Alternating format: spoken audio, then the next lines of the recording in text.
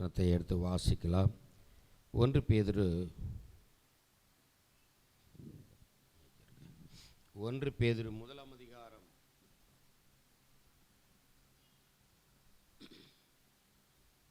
1 பேதுரு 1 15, 16 2 வசனங்களை வாசிக்க கேட்போம். ஸ்தோத்திரம். உங்களை அழைத்தவர் பரிசுத்தராய் இருக்கிறது போல நீங்களும் உங்கள் நடக்கையில் எல்லாவற்றிலையும் பரிசுத்தராய் இருங்கள். நான் பரிசுத்தர், ஆகையால் நீங்களும் பரிசுத்தராய் இருங்கள் என்று எழுதியிருக்கிறது. நான் பரிசுத்தர், ஆகையால் உங்களை அழைத்தவர் பரிசுத்தராய் இருக்கிறது போல நீங்களும் உங்கள் நடக்கைகள் எல்லாவற்றிலேயும் பரிசுத்தராயிருங்கள். நான் பரிசுத்தர், ஆகையால் நீங்களும் பரிசுத்தராயிருங்கள் என்று எழுதியிருக்கிறது. சரி, உங்களை அழைத்தவர் பரிசுத்தமுள்ள தேவன். எத்தனை பேர் அந்த தேவன் உங்களை அழைச்சிருக்கிறார் சொல்கிறீங்க? அல்லேலூயா. இந்த உலகத்தில் நீங்களும் நானும் ஆராதிக்கிற தேவனை தவிர வேறு ஒருவரும் பரிசுத்த தேவன் சொல்கிறதுக்கு ஒருவருமே இல்லை. அவர் ஒருவர் தான் பரிசுத்தர். எல்லாவற்றிலும் நீர் மேலானவர், எல்லோரிலும் பெரியவர், சகலவற்றையும் சிருஷ்டித்தவர், சர்வத்தில் உயர்ந்தவர்.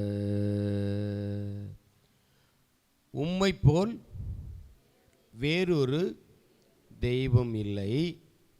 நீரே பரிசுத்தர், நீரே பரிசுத்தர், நீரே பரிசுத்தர். இந்த தேவன் ஒரு குறிப்பிட்ட மக்களை தெரிந்து கொள்வதற்கு, அவருடைய சொந்த ஜனமாய் இருப்பதற்கு என்ன காரணம்னா, அவரை போல அவரால் அழைக்கப்பட்டிருக்கிற நீங்களும் நானும் இந்த உலகத்தில் பூமியில் வாழும் பொழுது பரிசுத்தமுள்ள பிள்ளைகளாய் வாழ வேண்டும், அவரை பிரதிபலிக்க வேண்டும். அவரோடு கூட இருக்கிற பிள்ளைகள் அவரை போல பரிசுத்தமாய் வாழணும். அதுக்காக தான் ஆண்டவர் அழைச்சிருக்கிறார். முதலாவது அழைச்சது எதுக்குன்னா, அவரை போல நீங்களும் நானும் பரிசுத்தவான்களாய் அவரோடு கூட இருக்கும்படி ஆண்டவர் அழைத்திருக்கிறார். அல்லேலூயா. ரெண்டாவது, ஏன் ஆண்டவர் அழைச்சார்னா, அவருடைய சித்தத்தை செய்து முடிப்பதற்கு, அவரோடு கூட இருந்து அவரை போல வாழுவதற்கும், அவருடைய விருப்பத்தை ஆசையை நிறைவேற்றி முடிப்பதற்கும் ஆண்டவர் உங்களை என்ன செய்திருக்கார்? அழைத்திருக்கிறார். அல்லேலூயா, அல்லேலூயா. இந்த காலை நேரத்தில் உங்களை அழைத்தவர் பரிசுத்தராயிருக்கிறார். பக்கத்தில் பார்த்து சொல்லுங்க, உங்களை அழைத்த தேவன் பரிசுத்தமுள்ளவர். என்னையும் பார்த்து சொல்லுங்க. ஆமென். உங்களை அழைத்த தேவன் பரிசுத்தமுள்ளவர். ஆகவே இந்த உலகத்தில் நீங்களும் நானும் பரிசுத்தமாய் வாழுவதற்காக தான் ஆண்டவர் அழைத்திருக்கிறார். எல்லா ஜனங்களைப் போல நீங்களும் நானும் வாழுவதற்காக அல்ல, மற்ற ஜனங்களை விட வேறு பிரிக்கப்பட்ட ஒரு வாழ்க்கையில் நீங்களும் நானும் அவருக்கு சாட்சிகளாய் வாழதான் கர்த்தர் அழைத்திருக்கிறார். சரி, ரெண்டாவது சொல்றார், உங்கள் நடக்கைகள், எல்லா ஆக்டிவிட்டீஸ், எல்லா செயல்களிலும் எப்படி இருக்கணுமா? உங்கள் நடக்கைகளில் பரிசுத்தத்தை வெளிப்படுத்தணும், தேவனை மகிமைப்படுத்தணும். அதுதான் ஆண்டவர் விரும்புகிறார். உங்களுடைய நடக்கைகள், செயல்கள், பேச்சாக இருக்கட்டும், பார்வையாக இருக்கட்டும், செயல்களாக இருக்கட்டும், கிரியைகளாக இருக்கட்டும், எல்லாமே எப்படி இருக்கணுமா? பரிசுத்தமாக இருக்க வேண்டும். ஒவ்வொரு பாட்டாக எடுத்தால் எல்லா பாட்டிலையும் பரிசுத்தம் இருக்கணும். நீங்கள் பரிசுத்தம் உள்ளவர்களாய் இருந்தால் உங்கள் நடக்கைகளில், செயல்களில் எல்லாவற்றிலேயும் பரிசுத்தத்தை காத்து கொண்டு தேவனை மகிமைப்படுத்துகிற பிள்ளைகளாக இருந்தால், நீங்கள் பரிசுத்த காத்து கொண்டாலுமே யார் மகிமைப்படுவார் தெரியுமா? கர்த்தர் மகிமைப்படுவார். ஏன்னா அவர் ஒருத்தர் தான் பரிசுத்தர், வேறு யாரும் பரிசுத்தர் இல்லை. ஆகவே உங்களுடைய நடக்கைகள், இப்போ சொல்கிறீங்களா, உங்களை அழைத்த தேவன் பரிசுத்தமுள்ளவர். ஆகையால் என்ன உங்களுக்கே சொல்லிக்கிட்டு இருக்கீங்க, பக்கத்தில் கையை கொடுத்து சொல்லுங்கண்ட. ஆகையால் உங்கள் நடக்கைகள் எல்லாவற்றிலேயும் பரிசுத்தமுள்ளவர்களாயிருங்கள். எத்தனை பேர் இருக்க தீர்மானிச்சிட்டீங்க? ஆமாம். இது இல்லாமல் நீங்களோ இல்லை நானோ இங்கே வந்திருக்கிறதோ இல்லை அவரை நம்பி இருக்கிறதோ வேஸ்ட். 10 பைசாவுக்கு பிரயோஜனப்படாது. நீ எவ்வளவு செய்தாலும், என்ன கொடுத்தாலும், நீ எப்படிலாம் வாழ்ந்தாலும் அது இல்லை முக்கியம். பரலோகம் போகிறதுக்கு ஒரே ஒரு டிக்கெட்டு. என்ன டிக்கெட்டு? பரிசுத்தம் என்ற டிக்கெட்டு இருந்தால் மட்டும்தான் பரலோகத்துக்கு போகலாம், என்ட்ரு ஆகலாம். பரிசுத்தம் இல்லாதவர்கள் யாரும் அங்கே என்ன செய்ய முடியாது. ஏன்னா அங்கே யார் இருக்கா? பரிசுத்தம் உள்ள தேவன் இருக்கிறார். பரிசுத்தம் உள்ள தேவன். ரெவலேஷனில் வாசிக்கிறோம், வெளிப்படுத்தின விசேஷத்தில் 1 அதிகாரம் மேலே உள்ள கடைசி 2 வசனத்தில் வாசிக்கலாம். வெளிப்படுத்தின விசேஷம் 1 அதிகாரம் கடைசி 2 வசனங்கள். கண்டவைகளையும், நீ பார்த்தவைகளையும், இருக்கிறவைகளையும் இவைகளுக்கு பின் சம்பவிப்பவைகளையும் எழுது. என்னுடைய வலது கரத்தில் நீ கண்ட 7 நட்சத்திரங்களின் ரகசியத்தையும், நீ பார்த்த 7 நட்சத்திரங்களின் ரகசியத்தையும், 7 பொன் குத்து விளக்குகளின் ரகசியத்தையும் எழுது.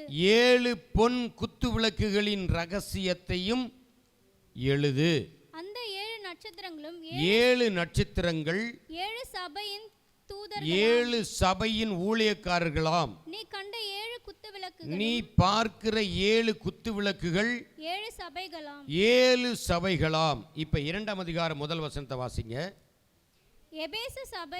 எபேசு சபையின் தூதனுக்கு நீ எழுத வேண்டியது என்னவென்றால், 7 நட்சத்திரங்களை தம்முடைய வலது கரத்தில் ஏந்திக் கொண்டு, தன்னுடைய வலது கரத்தில் ஏந்திக் கொண்டு 7 பொன் குத்து விளக்குகளின் மத்தியிலே, 7 பொன் குத்து விளக்குகளின் மத்தியில் உலாவிக் கொண்டிருக்கிறவர் சொல்லுகிறதாவது, உலாவிக் கொண்டிருக்கிற தேவன் சொல்லுகிறதாவது. அவரு இப்போ நட்சத்திரங்கள் என்பது ஊழியக்காரர்களுக்கு அடையாளம். குத்து விளக்கு என்பது தேவனுடைய சபைக்கு அடையாளம். தேவனுடைய சபைக்கு அடையாளம். இந்துஸ்லாம் கல்யாணத்தில் பார்த்தீங்கன்னா குத்து விளக்கு வைப்பாங்க. நீ போகிற வீட்டுக்கு எப்படி இருக்கணும்? குத்து விளக்காக இருக்கணும்னு. நம்ம ஆளுங்க குத்து விடுற விளக்காக தான் இருக்குதுங்க நிறையா. குத்து விளக்காக எரிஞ்சு பிரகாசிக்கிறது நிறைய பேர் இல்லை குடும்பங்களில். எத்தனை பேர் உங்களை குத்து விளக்காக வச்சுருக்காரு? ஒரே ஒரு குத்து விளக்கு தானா? ஸ்தோத்திரம். குத்து விளக்காகவே இருமா. இந்த குத்து விளக்கின் மத்தியில் உலாவுகிற தேவன். குத்து விளக்கு என்பது சபைக்கு அடையாளம் சொல்லியிருக்கு. அப்போது சபைக்குள்ள ஊழியக்காரனை கர்த்தர் எங்கே வச்சிருக்காரு? உங்களை வச்சுருந்தா நேரம் கட்டுன்னு டக்குன்னு சொல்லியிருப்பீங்க. யாரை வச்சுருக்காரு? நட்சத்திரங்கள் யாருக்கு அடையாளம்?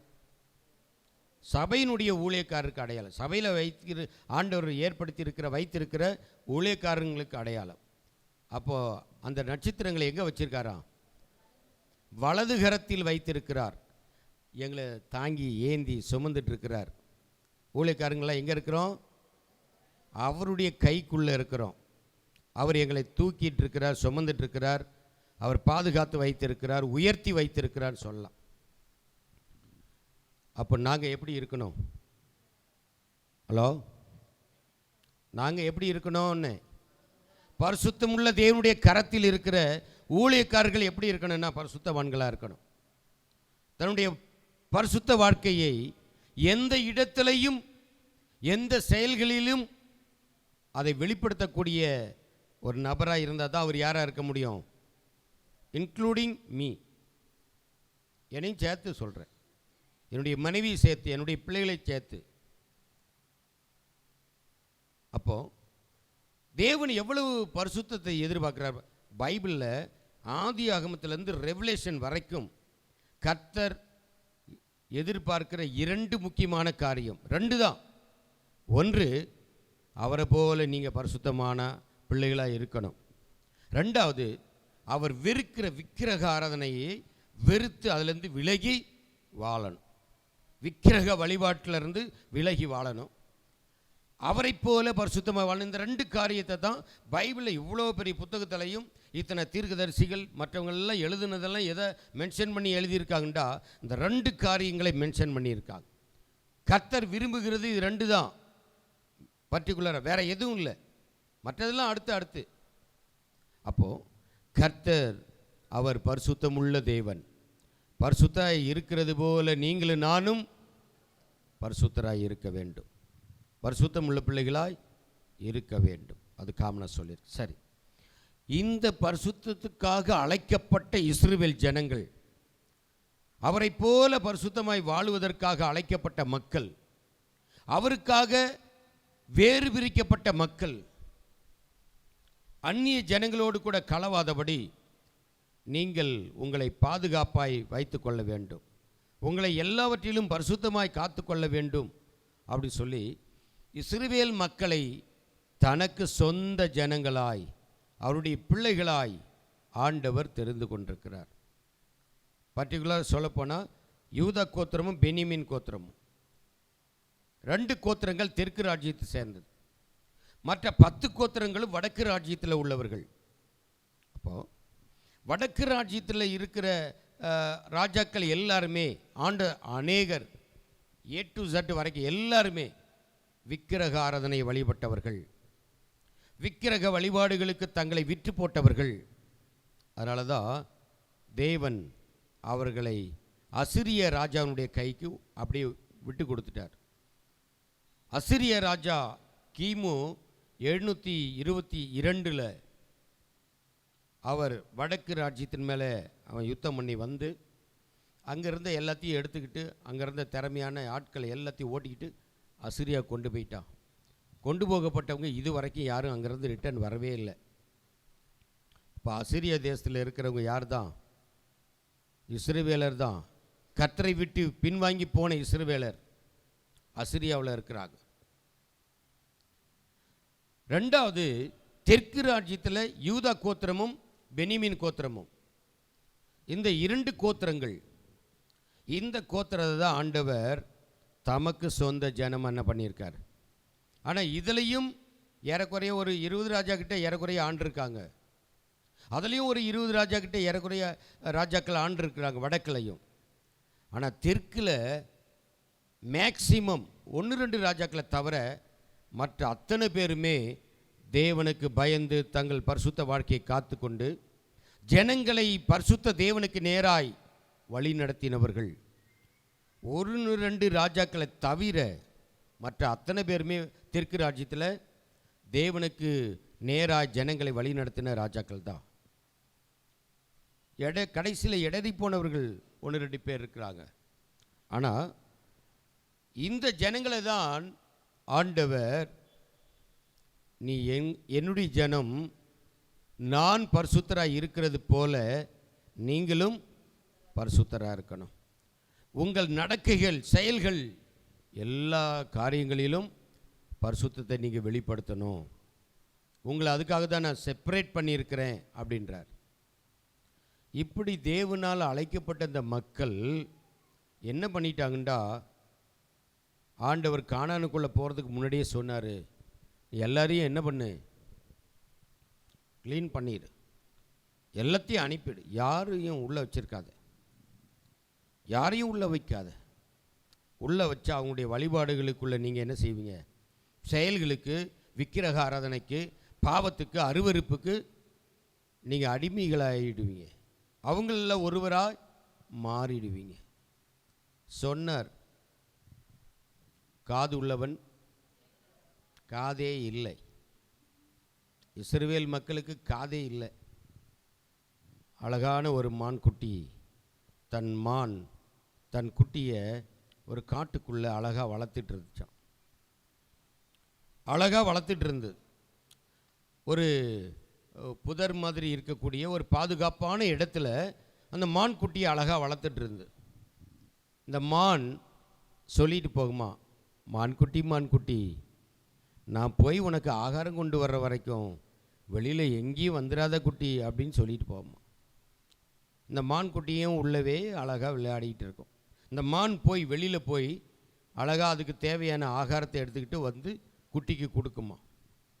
இப்படி தினந்தோறும் இந்த மான் தன் குட்டிக்கு ஆகாரத்தை கொண்டு வந்து கொடுக்கும். ஏன்னா கூட்டிகிட்டு போகலாம், ஆனால் துஷ்ட மிருகங்கள் வந்தால் என்ன பண்ண முடியாது, அது பாதுகாப்பாக இருக்க முடியாது, ஓட முடியாது. அதனால் நீ உள்ளே இரு அப்படின்னு சொல்லிச்சான். ஒவ்வொரு நாளும் இந்த மான் போய் ஆகாரத்தை கொண்டு வந்துக்கிட்டே இருக்கும். குட்டி உள்ளே சாப்பிட்டுட்டு உள்ளே அழகாக விளையாடிக்கிட்டே இருக்கும். ஒரு நாள் மான் சொல்லிட்டு போகுது, மான்குட்டி நான் உனக்கு ஆகாரம் கொண்டு போகிறேன், நீ இப்போ கொஞ்சம் வளர்ந்துருக்கிற, ஆனாலும் என்ன செய்யக்கூடாது, வெளியில் வரக்கூடாது. வெளியில் வந்தீன்னா மிருகங்கள்லாம் இருக்குது, துஷ்ட மிருகம் அடித்து கொன்றும், அதனால் நீ உள்ளே வராத அப்படின்னு பாசமாக சொல்லிட்டு அந்த மான் கிளம்புது. குட்டியும் ஓகே மம்மி, பாய் மம்மி சொல்லி அனுப்பி மான் போயிட்டு எப்பவும் போல் வழக்கமாய் ஆகாரம் கொண்டு வர போயிட்டு இந்த மான் குட்டி உள்ளே விளையாடிக்கிட்டே இருந்தது.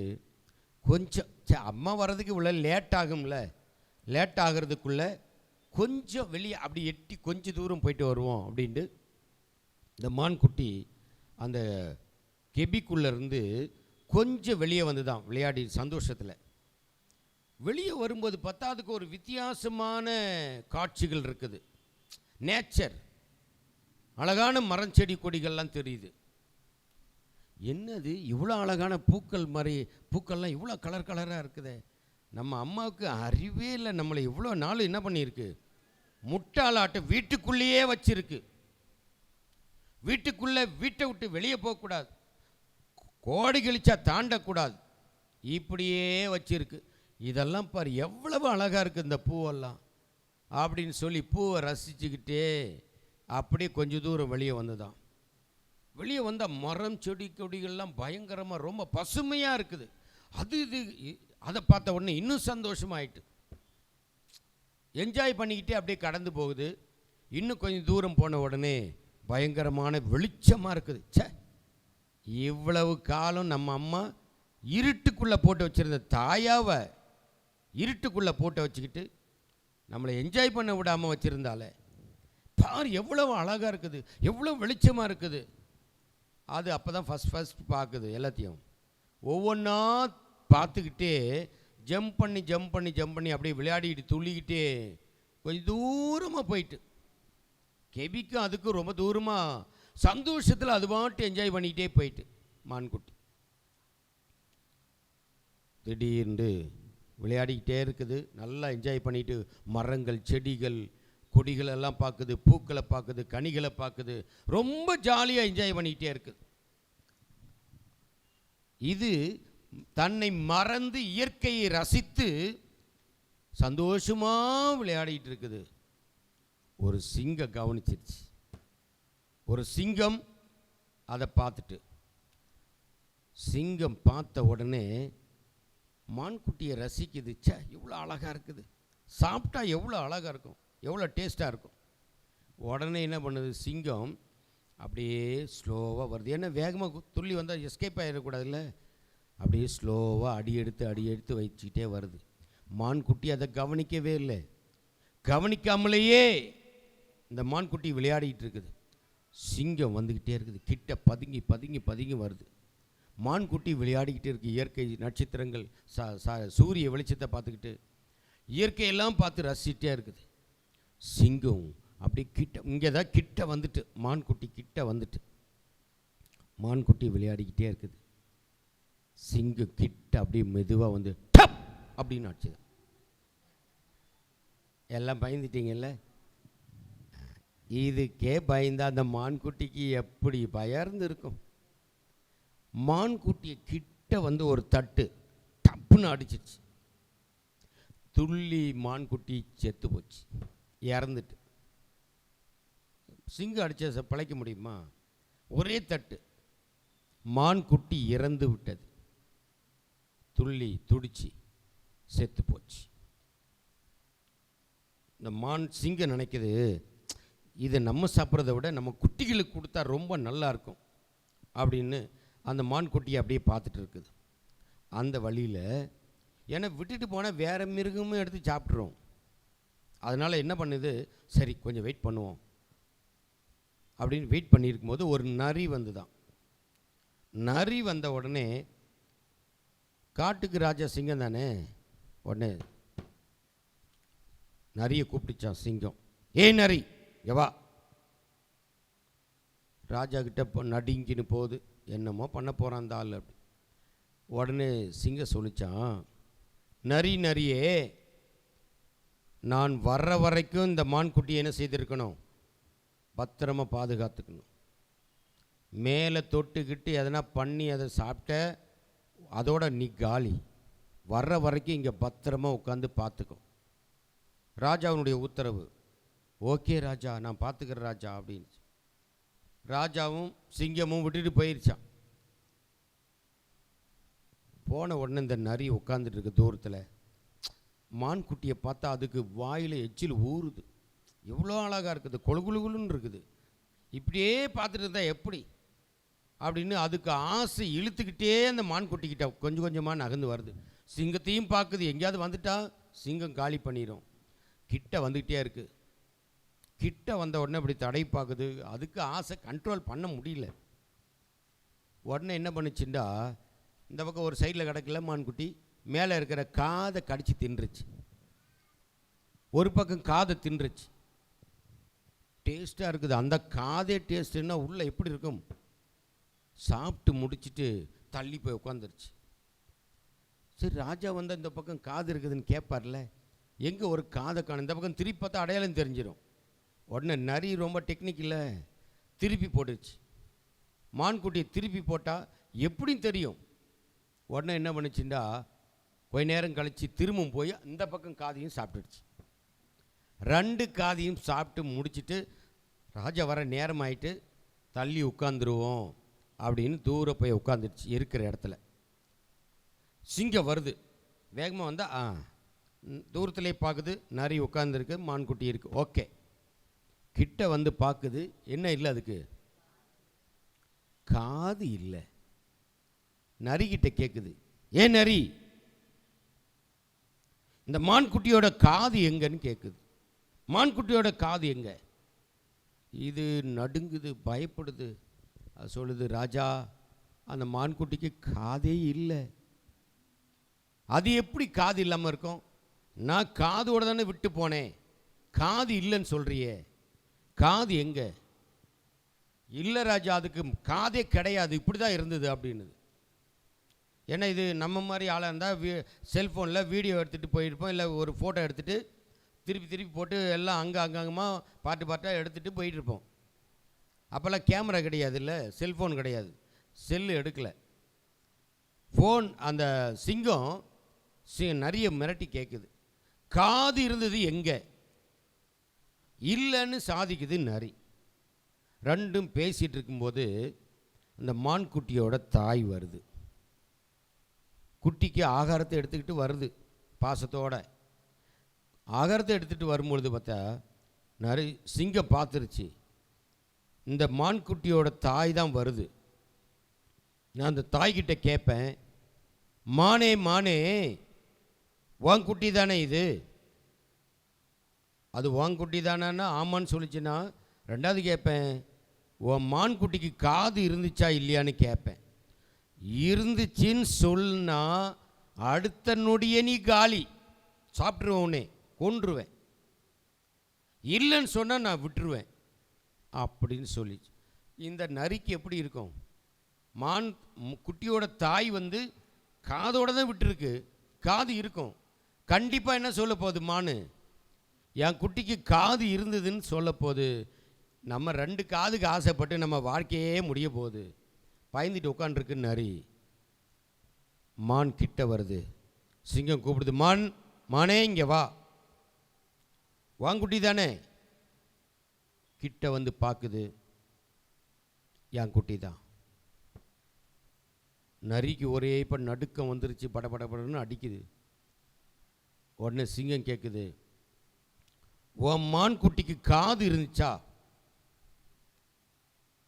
அப்படின்னு ஒரு கேள்வி. இப்படி கேட்கணும், அதுவும் யோசிக்கல. உன் மான் குட்டிக்கு காது இருந்துச்சா? உடனே மான் யோசிக்குது. காது இருந்துச்சுன்னு சொன்னாலும் என் குட்டி வரப்போகிறது இல்லை, காது இல்லைன்னு சொன்னாலும் என் குட்டி வரப்போகிறது இல்லை, என் பிள்ளை இறந்து போச்சு அப்படி சொல்லி ரொம்ப நேரம் கேட்குறேன், பதில் சொல்ல மாட்டேன்.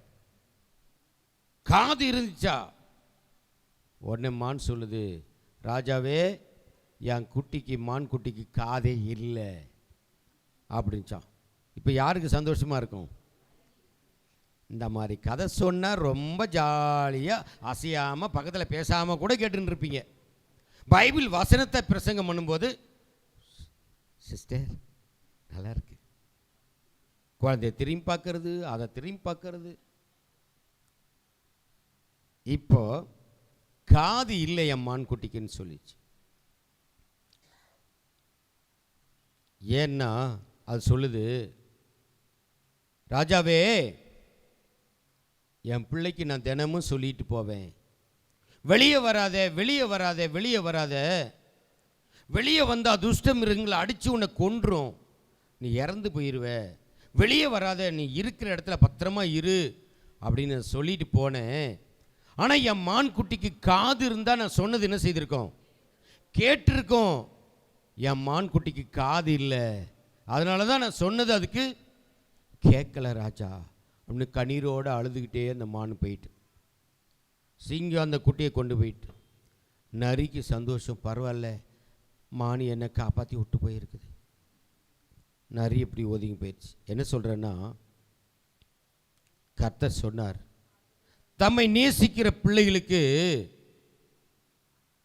அந்நிய ஜனங்களோடு கூட கலவாதே, விக்கிரக வழிபாடுகளோடு கூட இசைந்து போகாத. நீ வேறு பிரிக்கப்பட்ட பிள்ளை, வேறு பிரிக்கப்பட்ட பிள்ளை. கர்த்தரை, பரிசுத்தமுள்ள தேவனை ஆராதிப்பதற்காகவே, அவரை சேவிப்பதற்காகவே நீ இந்த உலகத்திலிருந்து, உலக மக்களிலிருந்து, சடங்காச்சாரிலிருந்து, மூட நம்பிக்கையிலிருந்து உன்னை நான் வேறு பிரித்து உன்னை செப்பரேட் பண்ணி வச்சிருக்கிறேன். பரிசுத்தன்னா வேறு பிரிக்கப்பட்ட ஒரு வாழ்க்கைக்கு தான் பரிசுத்தன்னு அர்த்தம். வேறு பிரிக்கப்படுதல், அதுதான் பரிசுத்தம். கர்த்தர் சொல்றார், மக்களே அந்த ஜனங்களை துரத்திடு. நீ அந்த அந்நிய ஜனங்களோடு கூட நீ கலந்து இருக்காத, அவங்களோடு கூட உறவு வச்சுக்கிறாத, டோட்டலாக டெஸ்ட்ராய் பண்ண, அவங்கள அழிச்சிரு, அனுப்பிடு.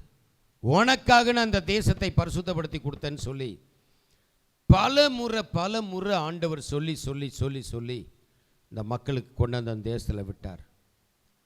ஆனால் மக்கள் செய்தது என்ன காரியம் செய்தாங்க? எல்லாரையும் வாஷ் அவுட் பண்ணல, எல்லாரையும் அனுப்பலை. அங்கேருந்து கானான் தேசத்தில் இருந்த மக்களை, ராஜாக்களை, அந்நிய ஜனங்களை எல்லாம், இஸ்ரவேல் மக்களை எல்லாரையும் துரத்தலை. ஒரு சிலரை கொஞ்சம் தள்ளி பார்டரில் வச்சுக்கிட்டாங்க, சிலரை உள்ளவே என்ன செய்துட்டாங்க, ஒரு சிலரை விட்டு கொடுத்துட்டாங்க. ஏன்னா அவங்களுக்கு ஹெல்ப் பண்ணதுனால பரவாயில்ல, இவங்கள வச்சா நமக்கு ஹெல்ப்பாக இருக்கும் அப்படின்னு சொல்லி சிலரை துரத்தாமலேயே வச்சுக்கிட்டாங்க.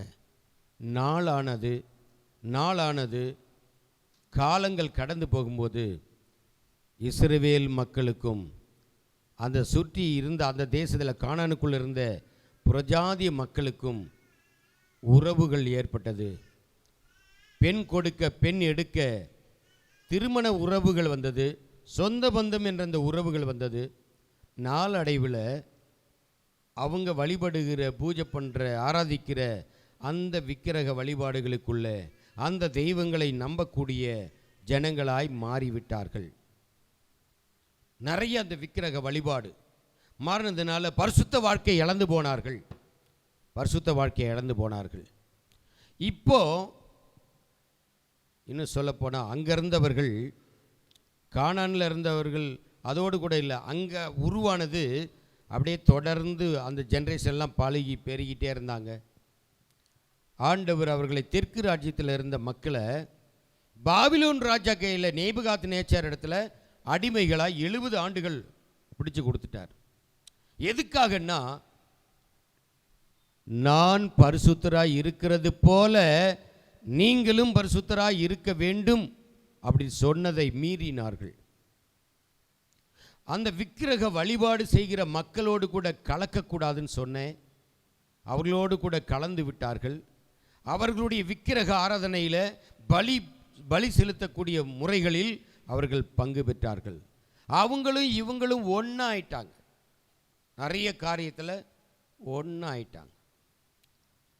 இப்படி ஒன்றாய் ஆன அந்த மக்களுடைய வாழ்க்கையில் பாபிலோனில் அந்த மாதிரி தான் இருந்தாங்க. பாபிலோன் தேசத்தில் 70 வருடங்கள் இருந்தாங்க இல்லையா.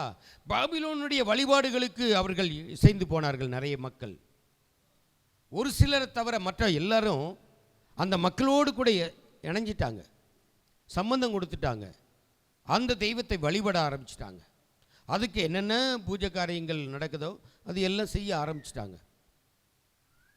இப்படி செய்ய ஆரம்பித்ததுனால தான் கர்த்தர் எசேக்கியேல் தீர்க்கதரிசியை கர்த்தர் ஏற்படுத்தினார். எசேக்கியேல் தீர்க்கதரிசியை ஏற்படுத்தி நீங்கள் வாசிக்கலாம். இப்போ தான் செய்திக்கு வாரேன். 37ஆம் அதிகாரம் முதல் வசனத்திலிருந்து வாசிக்கலாம். கர்த்தருடைய கை என்மேல் அமர்ந்து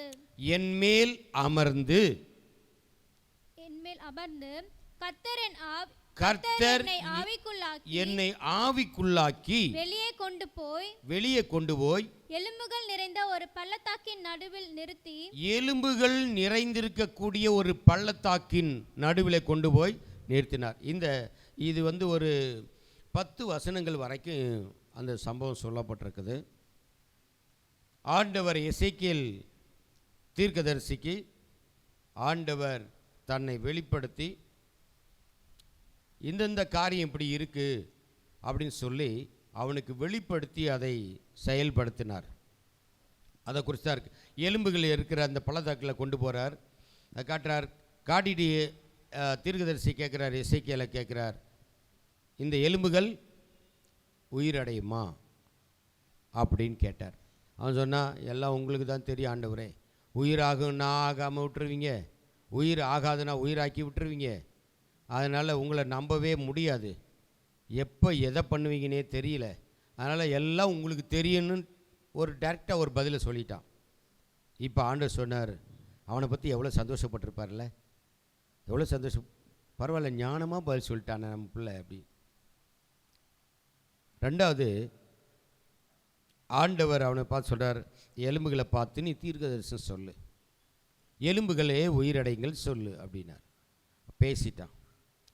எலும்புகள் இப்போ ஒன்றோடு ஒன்று ஜாயிண்ட் ஆகிட்டு, எல்லாம் நரம்பு தசை எலும்பு சதைகள் எல்லாம் மேலே வந்து மூடிட்டு, இப்போ என்ன இல்லை, அதுக்குள்ளே உயிர் இல்லை, ஆவி இல்லை. இப்போ திரும்ப 2வது முறை சொல்கிறாரு, நீ ஆவியை பார்த்து தீர்க்கதரிசனம் சொல்லு, ஆவியில் பார்த்து தீர்க்கதரிசனம் சொல்லு. இந்த கொல்லப்பட்டு கிடக்கிற அழிக்கப்பட்டு கிடக்கிற இந்த சரீரத்திலிருந்து போன ஆவிகள் மறுபடியும் அதுக்குள்ளே என்ன செய்யட்டும், அந்த ஆவியை பார்த்து பேசு, உயிரை பார்த்து பேசல. அதே மாதிரி தீர்க்கதரிசி சொல்கிறான், ஆவி அவர்களுக்குள்ளே வருது, அவங்களுடைய உயிர் ஆவி அவர்களுக்குள்ளே வந்து எல்லாம் உயிரடைந்து பெரிய திரள் சேனைகளாய் எழும்பி நின்றார்கள் அப்படின்னு இருக்குது. இதுதான் அந்த பகுதியில் 10 வசனங்களை வரைக்கும் வாசிக்கிறது. இந்த எலும்புகள் இஸ்ரவேல் மக்களை குறி. பிரேத குழி அந்த அடிமைப்படுத்தி வைத்திருக்கிற தேசத்தை குறிக்கிறது. பிரேத குழி, பிரேத குழிக்குள்ள கிடக்குது மக்கள். அப்படின்னா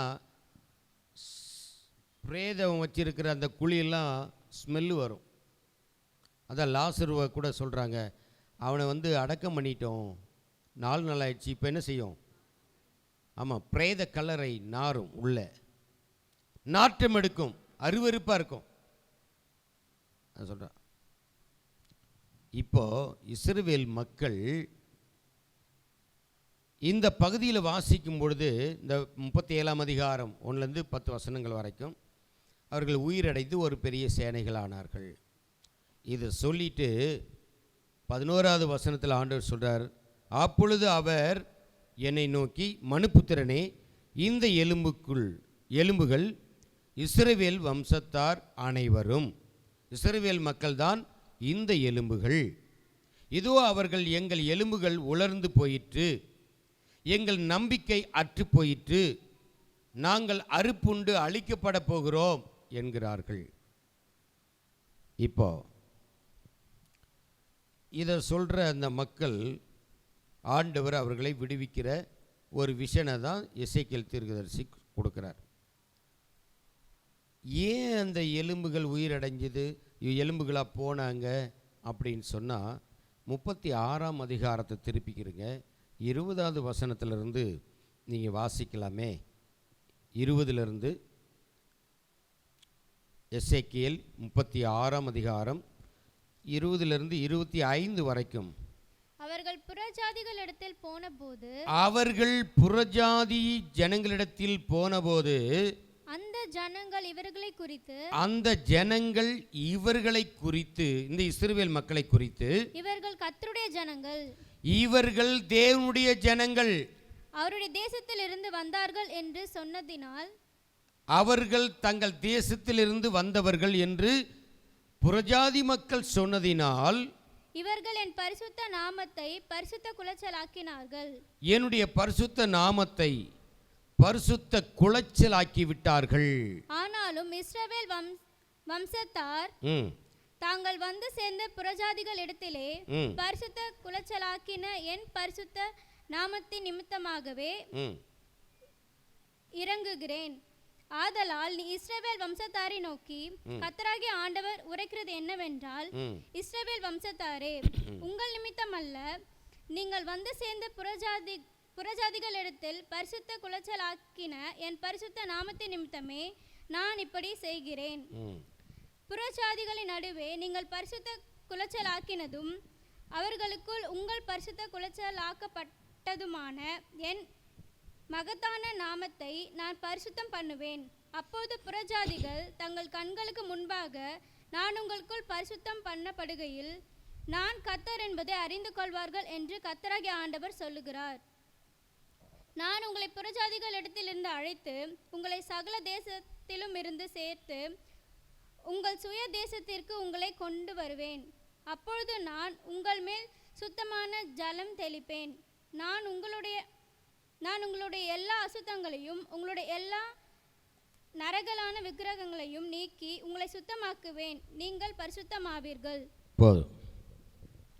இப்போ என்ன சொல்கிறாருண்டா, அவர்கள் 20வது வசனத்தில், அவர்கள் புறஜாதிகளிடத்தில் போனபோது அந்த ஜனங்கள் இவர்களை குறித்து என்ன சொல்கிறாங்கன்னா, இவர்கள் கர்த்தருடைய ஜனங்கள், அவருடைய தேசத்திலிருந்து வந்தார்கள். இதில் என்னங்க தப்பு இருக்கு? இவர்கள் தேவனுடைய ஜனங்கள், இவங்கெல்லாம் கிறிஸ்தவங்க, இவங்க அவங்க சொந்த தேசத்திலிருந்து இங்கே வந்தாங்க அப்படின்னு சொன்னாங்களாம். இதில் என்ன தப்பு இருக்கு? என்னங்க? அதை தான் ஆண்டவர் சொல்கிறார். அது கீழே 20வது வசனத்தில், இவர்கள் கர்த்தருடைய ஜனங்கள் அவருடைய தேசத்திலிருந்து வந்தார்கள் என்று சொன்னதினால் இவர்கள் என் பரிசுத்த நாமத்தை பரிசுத்த குலைச்சலாக்கினார்கள். இதில் எப்படி குலைச்சலாக்குறது, எப்படி அவமானப்படுத்துறது ஆண்டவரை? என்னம்மா, அன்னை தேசத்தில் தான் இருக்காங்க, அந்நிய தேசத்தில் இருக்கிறாங்க, பாபிலோன் தேசத்தில் இருக்கிறாங்க. ஆண்டவர் எதை சொல்றாரு, எதை பார்க்குறாருன்னா, இவர்கள் தேவனுடைய ஜனங்கள் அப்படின்னா இவர்கள் ஆராதிக்கிற தேவன் எப்படிப்பட்டவர்? ஹலோ, பரிசுத்தம் உள்ளவர். இவர் மகத்துவம் உள்ள தேவன். இவரே எல்லாவற்றையும் சிருஷ்டித்த சிருஷ்டிகர்த்தர். அற்புதங்களை செய்யக்கூடியவர், வல்லமை உள்ளவர், பராக்கிரமம் உள்ளவர். இப்படிப்பட்ட தேவனுடைய ஜனங்கள் தான் யாரு? இவர்கள். ராஜாக்களை அழித்து ஜனங்களை பாதுகாக்கிறவர், தம்முடைய ஜனங்களுக்காக யுத்தம் பண்ணக்கூடியவர். இப்படிப்பட்ட தேவனுடைய ஜனங்கள். இவர்கள் ஆராதிக்கிற தேவன் பரிசுத்தம் உள்ளவர். அவர் பாவத்தையோ அக்கிரமத்தையோ விரும்புகிறது செய்கிறது இல்லை. அவர் பரிசுத்தம் உள்ள தெய்வம். யார் சொல்றது இந்த சாட்சியை? புறஜாதி மக்கள் சொல்றான். இவர்களுடைய தேவன் கர்த்தர், இவர்கள் ஆராதிக்கிற கர்த்தர் பரிசுத்தம் உள்ளவர், இவர் மகத்துவம் உள்ளவர், ராஜ்யங்களை எல்லாம் அதிர பண்ணுகிறவர், ராஜாக்களை தள்ளக்கூடியவர், புதிய ராஜாக்களை ஏற்படுத்தக்கூடியவர். அவருக்கு நிகரானவரே இல்லையே. பார்வோனுடைய ரதத்தையும் எல்லா இராணுவங்களையும் செங்கடலிலே அழித்து அவர்களுக்கு விடுதலை கொடுத்தவர். ராஜ்யங்களை எல்லாம் நடுங்கக்கூடிய வல்லமை பராக்கிரமம் உள்ள கர்த்தர் இவர்களுடைய தேவன். இப்படிப்பட்ட மகத்துவம் உள்ள தேவன் இவருடைய தேவன். அந்த தேவனுடைய ஜனங்கள் தான் யாரு? இந்த ஜனங்க. இவங்க இப்ப அந்த வரியில ரெண்டாவது வார்த்தை சொல்லி இருக்கு பாருங்க. இவர்கள் கர்த்தருடைய ஜனங்கள், அவருடைய தேசத்திலிருந்து வந்தார்கள் அப்படின்னா இதுல தான் இருக்கு. இவ்வளோ மகத்துவம் உள்ள அதிகாரம் உள்ள தேவனுடைய ஜனங்களாக இருக்கிற இவர்கள் இப்போ எங்கிருந்து வந்தாங்க? அவர்களுடைய தேசத்தை விட்டு நம்முடைய தேசத்துக்கு வந்துட்டாங்க. அப்படின்னா என்ன அர்த்தம்? அவங்களுடைய தேவன் அவர்களை கைவிட்டார். அவங்களுடைய தேவனுக்கு வல்லமை இல்லை, அவங்களுடைய தேவனுக்கு அதிகாரம் இல்லை, அவங்களுடைய தேவனுக்கு அவர்களை போஷிக்கக்கூடிய திறமை இல்லை. எல்லாத்தையும் அவரும் இழந்துட்டாரு. இப்போ இவங்கள பஞ்சத்தில், கஷ்டத்தில், வறுமையில் நம்ம தேசத்துக்கு வந்திருக்கிறாங்க, நம்மளை நம்பி வந்திருக்கிறாங்க. அப்போ இங்கே வந்தால் நம்ம தெய்வத்தை நம்பி வந்திருக்கிறாங்க. நம்ம வழிபாடுகளை, நம்ம செய்கிற முறைகளை அவர்கள் பின்பற்ற வந்துட்டாங்க. இனிமே அவங்க யாரை பின்பற்ற மாட்டாங்க? அவர்களுடைய தேவனை பின்பற்ற மாட்டாங்க. அவர்களுடைய தேவன் அவர்களை போஷிக்க மாட்டார். இனிமேல் யார் தான் காப்பாற்றணும் அவங்கள? நம்ம ஆராதிக்கிற தெய்வம் தான், பாபிலோனில் இருக்கிற தெய்வங்கள் தான் இப்போ இவர்களை நடத்த போகிறது, இவங்களுக்கு ஆகாரம் கொடுக்க போகிறது, உடை கொடுக்க போகிறது, எல்லா ஆசீர்வாதத்தையும் நம்ம தெய்வம் தான் கொடுக்க போகுது. அந்த வசனத்துக்கு அவர்களுடைய தேசத்திலிருந்து வந்தார்கள் அப்படின்னா என்ன அர்த்தம்? அந்த தெய்வத்தை இவங்க விட்டுட்டாங்க, அதால் முடியல.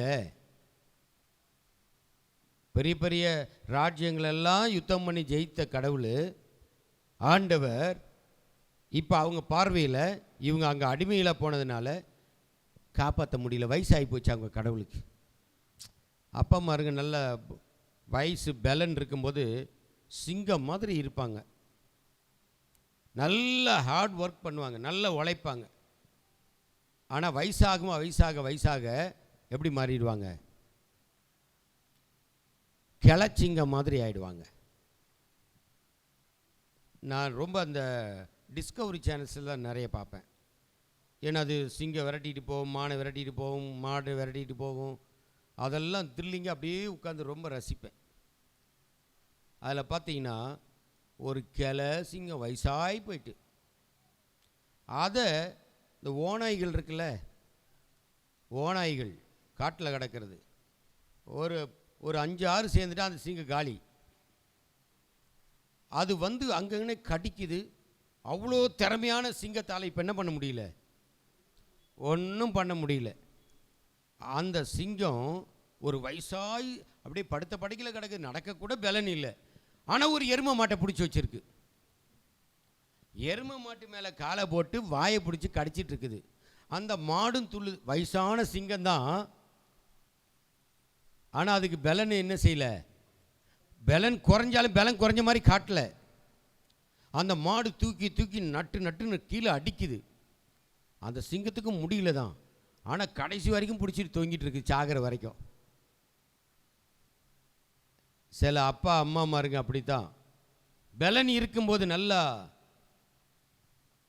எல்லா காரியம் பிள்ளைகளையும் செய்து தருவாங்க. பலன் குறைய குறைய குறைய குறைய செயல்பட முடியாது. ஆனாலும் வயசான காலத்துலேயும் பிள்ளைங்க மேலே வர்ற கோபம் இருக்குதே, உன் வீட்டுக்கே வர மாட்டேன் நான், நீ என்னடா எனக்கு சோறு போடுறது, வெளியே போன சோறு போடுறதுக்கு ஆள் இல்லை. ஆனால் பேச்சு மட்டும் எப்படி இருக்கு, சிங்கத்தின் கால்கள் பழுதுபட்டாலும் என்ன சீற்றம் குறையாதான், கர்ச்சிப்பு குறையாது. சில ஆட்கள் அம்மாமாருங்க சிலர் அப்படிதான், ரொம்ப வயசான, டேய் உன்னால் முடிஞ்சதை பார்த்துக்கு போ,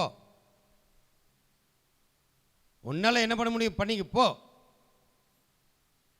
ஏன்னா அவங்களுக்கு வயசாகி போச்சுன்னு இவங்களே முடிவு பண்ணிடுது. இஸ்ரவேல் மக்கள் அந்நிய தேசத்துக்கு போனதுனால கர்த்தர் அது கீழே உள்ள வசனத்தை வாசிக்கும் போது அவர் சொல்கிறாரு, ஆனாலும் இஸ்ரவேல் வம்சத்தார் தங்கள் வந்து சேர்ந்த புறஜாதிகளிடத்திலே பரிசுத்த குலைச்சல் ஆக்கின என் பரிசுத்த நாமத்தை குறித்து நிமித்தமாகவே நான் அவர்களுக்கு இறங்குவேன். யாருடைய பேரை கெடுத்துட்டாங்களா, இப்போ தேவனுடைய கர்த்தருடைய நாமத்தை பரிசுத்த குலைச்சல் ஆக்கிட்டாங்க. அங்க போனதுனால இதுவரைக்கும் தங்களை வழி நடத்தினவர் 40 வருஷம் வனாந்தரத்தில் அவங்களுக்கு சாப்பாடு, கறி சாப்பாடு கொடுத்து காப்பாற்றி கொண்டு போனவர். எத்தனை ராஜாக்கள் வனாந்தரத்தில் இடையில வந்தவங்க எல்லாத்தையும் காலி பண்ணிட்டு போனவர், கொண்டு போய் பத்திரமா சேர்த்தவர். இப்போ பாபிலோன் தேசத்தில் போன பிறகு அவங்க சொல்கிறாங்க, நம்ம தேசத்துக்கு வந்துட்டாங்க. இவங்க தேவனுடைய ஜனந்தான், ஆனால் இப்போ நம்ம தேசத்துக்கு வந்துட்டாங்க. அந்த தெய்வம் அவங்க வழிபடுற, அவங்க நம்பியிருந்த அந்த வல்லமையான அற்புதங்கள்லாம் செய்த தேவன் இப்போ அவரால் முடியல, அவர் கைவிட்டார், அவர் மறந்துட்டார், அவரால் எதுவும் செய்ய முடியல அப்படி சொல்லி அந்த அந்நிய தேசத்தில் இருக்கிற மக்கள் சொல்கிறாங்களாம். இப்படி அவர்கள் அந்நிய தேச மக்களோடு கூட கலந்து அவர்களோடு கூட உறவுகளை ஏற்படுத்தி கொண்டதினால் கர்த்தர் சொல்கிறார், என் நாமத்தை அவர்கள் பரிசுத்த குலைச்சல் ஆக்கிட்டாங்க, என் பேரை கெடுத்து விட்டார்கள், என் பேரை அவமானப்படுத்தி விட்டார்கள், என்னை துக்கப்படுத்திட்டாங்க, என்னை வேதனைப்படுத்திட்டாங்க. என் பிள்ளைகள் வளர்த்த கடா எங்க பாய்தான். ஆமாம், சில வளர்த்த கடாக்கள் நெஞ்சில் வந்து குத்தும், டங்குன்னு குத்தும். அது குத்துற வலி இருக்குல்ல, தாங்க முடியாது. நீங்கள் யாருக்கு ரொம்ப உதவி செய்கிறீங்களோ உங்கள் இருதயம் எப்படி இருக்குன்னு டேஸ்ட் பார்த்துருவாங்க அவங்க. சரியா, எப்படிப்பட்ட இருதயம் அப்படின்னு கொஞ்சம் டெஸ்ட்லாம் வச்சுருவாங்க. மாரில் நெஞ்சில் குத்திடுவாங்க, பேச்சில், நடக்கையில், செயல்களில் நிறைய குத்துப்படுவேன். வளர்த்தக்கடா மார்பில் பாயிருது மாதிரி கர்த்தர் இந்த ஜனங்களை தமக்காக தெரிந்து கொண்டு வளர்த்தா இப்போ அவர் மார்பிலே குத்தி அவரையே காயப்படுத்துகிறாங்க. இப்போ அவர் சொல்கிறார், என் நாமத்தின் நிமித்தம், என் நாமத்தை பரிசுத்த குலைச்சல் ஆக்கினதின் நிமித்தம் நான் மறுபடியும் வந்து இந்த ஜனங்களுக்கு விடுதலை தருவேன். உங்களுக்காக இல்லை, என் பேரை அங்கே போய் அவமானப்படுத்திட்டீங்க, அந்நிய ஜனங்களிடத்தில் என் பேரை துக்கப்படுத்திட்டீங்க, என்னை துக்கப்படுத்திட்டீங்க, என்னை மட்டுப்படுத்திட்டீங்க. ஏன்னா உங்களுடைய செயல்களால் நீங்கள் அதை வெளிப்படுத்துகிறீங்க. நிறைய மக்கள் கிறிஸ்துவை, தேவனை ஆராதிக்கிற பிள்ளைகள் தான். ஆனால் சாட்சி கெட்ட வாழ்க்கை, சாட்சி இல்லாத வாழ்க்கை. சாட்சி கெட்ட வாழ்க்கை வாழும்போது யார் முதல்ல துக்கப்படுறாருங்க? உன்னுடைய தேவனாய் இருக்கிற கர்த்தர், உன்னை பாவத்தில் சாபத்தில் தூக்கி எடுத்த கர்த்தர், உனக்காக ரத்தம் சிந்தி ஜீவனை கொடுத்த ஆண்டவர், உன்னுடைய பாவ கரைகளை எல்லாம் அவருடைய இரத்தத்தினாலே கழுவி உன்னை சுத்தமாக்கி பரிசுத்த பிள்ளையாய் உன்னை மாற்றி இருக்கிறாரே. அவருக்கு விரோதமாய் நீ செய்கிற பாவம், அக்கிரமம் அவர் இருதயத்தை புண்படுத்தி இருக்குது. நீ இப்போ அவரை வேதனைப்படுத்திட்டு இருக்கிற, துக்கப்படுத்திட்டு இருக்கிற, அவமானப்படுத்திட்டு இருக்கிற, தலைகுனிவை ஏற்படுத்தி இருக்கிற. அதான் சொல்றார், என் நாமத்தை பரிசுத்த குலைச்சலாக்கி விட்டார்கள். நீ கர்த்தருக்கு விரோதமாக எதெல்லாம் செய்கிறையோ, கர்த்தருடைய நாமத்தை நீ அருவருப்புக்குள்ள நீ கொண்டு போறன்னு அர்த்தம். பரிசுத்த குலைச்சலாக்குற, அவருடைய பேரை அவமானப்படுத்துறன்னு அர்த்தம். அவருடைய பேரை அவமானப்படுத்துற. 2வது வாசிக்கும் போது 22வது வசனத்தில், ஆதலால் நீ இஸ்ரவேல் வம்சத்தாரை நோக்கி கர்த்தராகிய ஆண்டவர் உரைக்கிறது என்னவென்றால், இஸ்ரவேல் வம்சத்தாரே, உங்கள் நிமித்தம் அல்ல, நீங்கள் வந்து சேர்ந்த புறஜாதிகளிடத்தில் பரிசுத்த குலைச்சலாக்கின என் பரிசுத்த நாமத்தின் நிமித்தமே நான் இப்படி செய்கிறேன். புறஜாதிகளின் நடுவே நீங்கள் பரிசுத்த குலைச்சலாக்கினதும் அவர்களுக்குள் உங்களால் பரிசுத்த குலைச்சலாக்கப்பட்டதுமான என் மகத்துவமான நாமத்தை நான் பரிசுத்தம் பண்ணுவேன். அப்பொழுது புறஜாதிகள் தங்கள் கண்களுக்கு முன்பாக நான் உங்களுக்குள் பரிசுத்தம் பண்ணப்படுகையில் நான் கர்த்தர் என்பதை அறிந்து கொள்வார்கள் என்று கர்த்தராகிய ஆண்டவர் சொல்லுகிறார். நான் உங்களை புறஜாதிகளிடத்திலிருந்து அழைத்து உங்களை சகல தேசங்களிலும் இருந்து சேர்த்து உங்கள் சுய தேசத்திற்கு, சொந்த தேசத்திற்கு உங்களை கொண்டு வருவேன். அப்பொழுது நான் உங்கள் மேல் சுத்தமான ஜலம் தெளிப்பேன். நான் உங்களுடைய எல்லா அசுத்தங்களையும் உங்களுடைய எல்லா நரகலான விக்கிரகங்களையும் நீக்கி உங்களை சுத்தமாக்குவேன் என்று கர்த்தர் சொல்லுகிறார். நீங்கள் சுத்தமாவீர்கள் என்று கர்த்தர் சொல்கிறார். நீ ஆண்டவருடைய பிள்ளைன்னு சொல்லிட்டு அந்நிய மக்களோட, உன் ஃப்ரெண்ட்ஸுகளோட நேரத்தையும் காலத்தையும் செலவழிச்சுக்கிட்டு அருவருப்பானதை செய்துக்கிட்டு என் நாமத்தை நீ பரிசுத்த குலைச்சலாக்கிட்டு இருக்கிற. என்னை தேடாம, எனக்கு பயப்படாம என் பேரை நீ அவமானப்படுத்திட்டு இருக்கிற. கர்த்தர் உங்களை என்னை அப்பவே விட்டிருந்தா, நீங்க மட்டும் இல்லாதிருந்தா என் துக்கத்தில் நான் அழிந்திருப்பே. நீங்க மட்டும் இல்லாதிருந்தா என் துக்கத்தில் நான் அழிந்திருப்பேன். உங்க வார்த்தை மட்டும் தேற்றாதிருந்தா மன சஞ்சலத்தில் மரித்திருப்பேன்.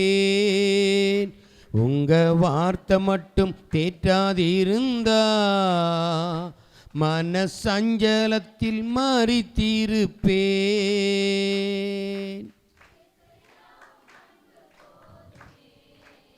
ஸ்தோத்திரம்.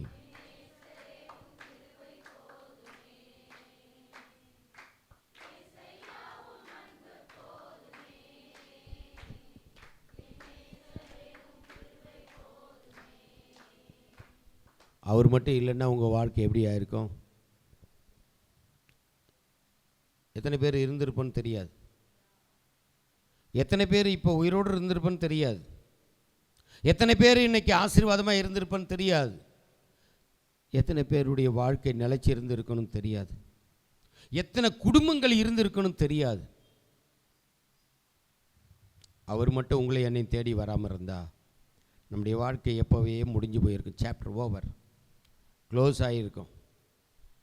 இவ்வளவு அன்பு கூர்ந்து உங்களுக்காகவும் எனக்காகவும் இந்த முழு மனுக்குலத்துக்காகவும் எல்லா பாவ மூட்டைகளையும் அவர் சுமந்துக்கிட்டு அடிக்கப்பட்டு ரத்தம் சிந்தி காயப்பட்டு சிலுவை மரத்தில் உயிரையும் கொடுத்தாரே,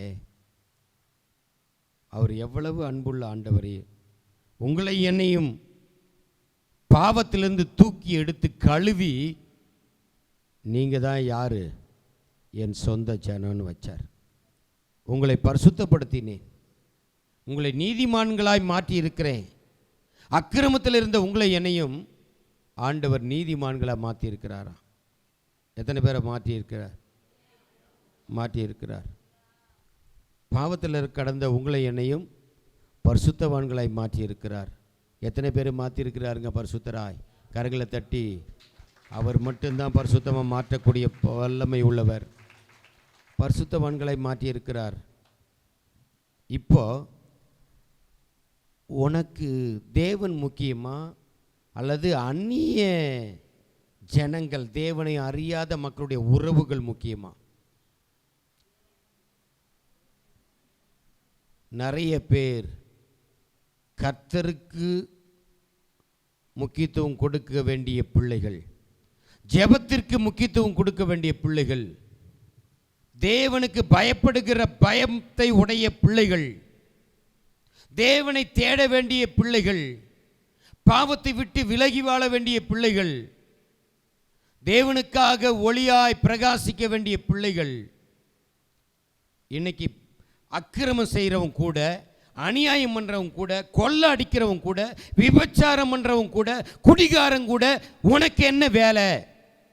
உனக்கு என்ன வேலை? அருவருப்பா பேசுகிற சகோதரிகளோடு கூட உனக்கு என்ன உறவு? உனக்கு என்ன உறவு? அவங்கக்கிட்ட போய் உன் வார்த்தைகளை பேசுகிற, உன் குடும்ப காரியத்தை பேசுகிற, உன் பிள்ளைகளை குறித்து பேசுகிற, உனக்கு நியாயாதிபதிகளாக கர்த்தர் வச்சிருக்கிறாரா? உன் குடும்பத்தை விசாரிக்கிறதுக்கு ராஜாவை ஏற்படுத்தி இருக்கிறாரா? இல்ல ஆசாரியனை ஏற்படுத்தி இருக்கிறாரா? இல்லையே. அந்நிய மக்கள் கிட்ட ஏன் உன் குடும்ப காரியங்களை பேசுறீங்க? யார் பேசுறீங்கன்னு தெரியல, பட் நடக்குது. இது எடுத்த செய்தி வேற, பேசக்கூடிய வார்த்தைகள் இப்போ இது வேற வார்த்தை. யாரெல்லாம் இப்படி அந்நிய கர்த்தருக்கு விரோதமாய் கர்த்தரை தேடாத துன்மார்க்கம் கூட உன் உறவு இருக்கக்கூடாது. துன்மார்க்கரோடு உன்னுடைய சம்பந்தம் இருக்கக்கூடாது. நீ அவர்களோடு கூட ஃபெலோஷிப் வைக்கும்போது நேசிக்கலாம், தப்பு இல்லை, நேசிங்க. ஆனால் அவங்களோடு கூட டீப்பாக என்ன செய்யாத. அண்ணனாக இருக்கட்டும், தம்பியாக இருக்கட்டும், அக்கா தங்கச்சியாக இருக்கட்டும், மாமா மச்சானாக இருக்கட்டும், கர்த்தருடைய பிள்ளைகளோடு கூட இருக்கிற உறவு வேற, அந்நிய தெய்வத்தை வழிபடுகிற ஜனங்களுடைய உறவுகள் வேற தான் இருக்கணும். இன்னைக்கு சத்தியத்தை அறிந்திருக்கிறீங்க, தேவனை ஆராதிக்கிற பிள்ளைகள் தான், இயேசுனுடைய நாமத்தை தரித்த பிள்ளைகள், ஞானஸ்நானம் எடுத்த பிள்ளைகள், அபிஷேகம் பெற்ற பிள்ளைகள் இருக்கிறீங்க. வெட்டி கதை, வீண் கதை, யாரு கூட? மற்றவர்களோடு கூட.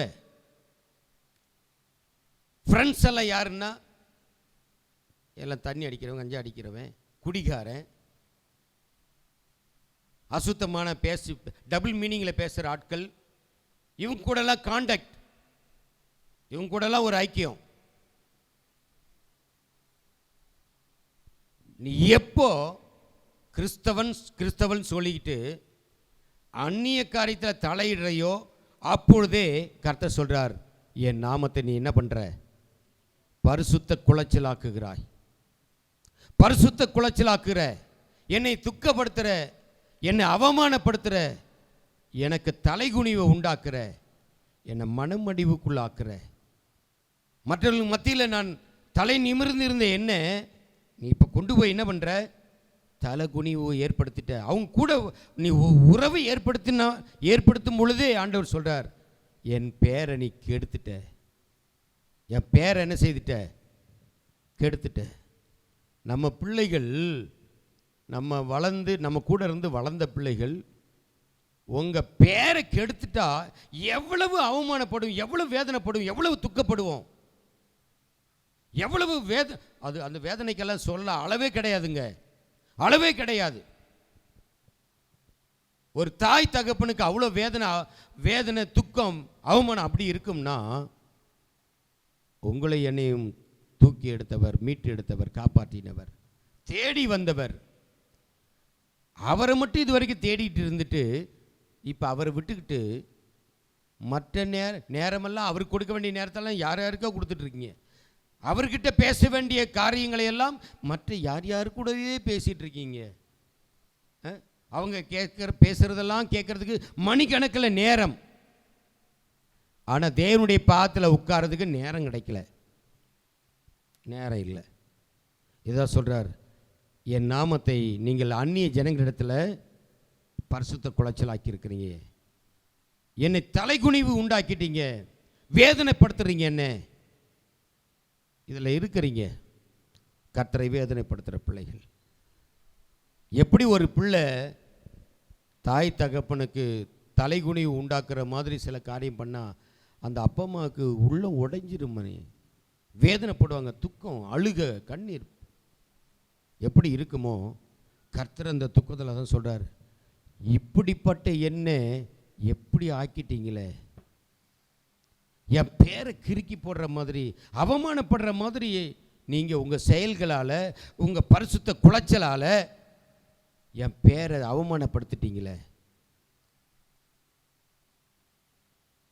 இப்போ ஆண்டவர் சொல்கிறார், இப்போ அவமானப்படுத்தினவங்கெல்லாம் எப்படி இருக்கிறாங்கன்னா, உலர்ந்து போன எலும்பு கூடுகளாக கிடக்கிறாங்க. யாரெல்லாம் அந்நிய ஜனங்களோடு கூட, கர்த்தருக்கு அருவருப்பானவர்களோட, கர்த்தருக்கு பயப்படாதவங்க கூட, கர்த்தரை தேடாதவர்களோடு கூட, கர்த்தருக்கு விரோதமாய் பேசக்கூடிய நபர்களோடு கூட நீ ஐக்கியமாக வச்சிருந்தா உன் நிலைமை என்ன தெரியுமா? உலர்ந்து போன எலும்பு, உலர்ந்து போன எலும்பு. உன்னால் ஒன்றும் செய்ய முடியாது, இதுக்கப்புறம் உலர்ந்து போய் கிடக்குது,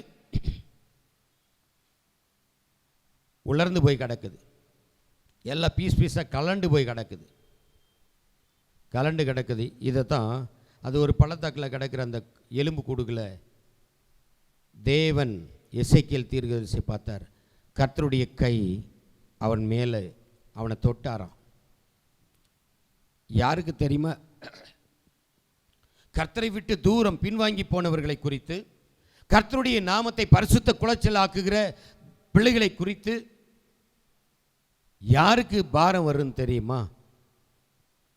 யாரெல்லாம் எசேக்கியேல மாதிரி தேவனை தேடி கர்த்தருக்கு பயந்து பாவத்தை விட்டு விலகி பரிசுத்த வாழ்க்கையை காத்து கொள்ளுகிற பிள்ளைகள் மேல் கர்த்தருடைய கை உன் மேலே வந்து அமரும். கர்த்தருடைய கை உன் மேலே வந்து அமரும். எத்தனை பேர் இருக்கிறீங்க இதில்? உலராத எலும்பாய் எசேக்கியேலை போல கர்த்தர் என்னை அழைத்திருக்கிறார். உலர்ந்து போன, கர்த்தரை விட்டு பின்வாங்கி போன மக்களை மறுபடியும் கர்த்தர் பக்கம் திருப்புவதற்கு கர்த்தருடைய கரம் என் மேல் இருக்கிறது. எத்தனை பேர் சொல்ல முடியுதுல? கையும் வரல, சத்தமும் வரல. இல்லை, குறை சொல்லிட்டு திரியிறது, குற்றம் சொல்கிறது, அவங்கள பற்றி இவங்கள பற்றி எல்லாத்தையும் தூக்கி எறி. அதெல்லாம் குப்பையை சேர்த்து சேர்த்து சேர்த்து வைக்கிறீங்க. குப்பை தொட்டியை வேற மூட்டை கட்டி சுமந்துட்டு வரீங்க கூடைய ஒரு ஆளை.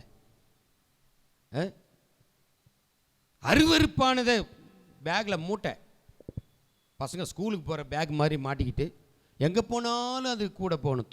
தோழை, ஃப்ரெண்டு, பெஸ்ட்டு ஃப்ரெண்டு. கர்த்தருக்கு பயப்படாதவன் உனக்கு ஃப்ரெண்டாக இருந்தால் நீ உலர்ந்த எலும்பை தான் கிடக்கணும். உலர்ந்து போன எலும்பு, உன்னால் செயல்படவே முடியாது. உலர்ந்து போன எலும்பு, பிரிந்து காய்ந்து போன எலும்பு. கர்த்தரை நீ துக்கப்படுத்துகிற பிள்ளையா இருந்தா நீ உலர்ந்து போன எலும்பு. நீ அந்த பள்ளத்தாக்கில் தான் கிடக்கணும். நாற்றம் எடுத்த அந்த பள்ளத்தாக்குள்ளே தான் நாற்றத்தோடு நாற்றமாக கிடக்கணும். கடைசி வரைக்கும் அப்படியே கிடந்து நாற்றத்தோடு போய் சேர்ந்துட வேண்டியதா. இப்போ எசேக்கியேலை கர்த்தர் கூப்பிடுறார். ஆனால் இவ்வளவும் இருக்கு இல்லையா, இவ்வளோ பேரில் எத்தனை பேர் இருக்கிறீங்கன்னு தெரியாது.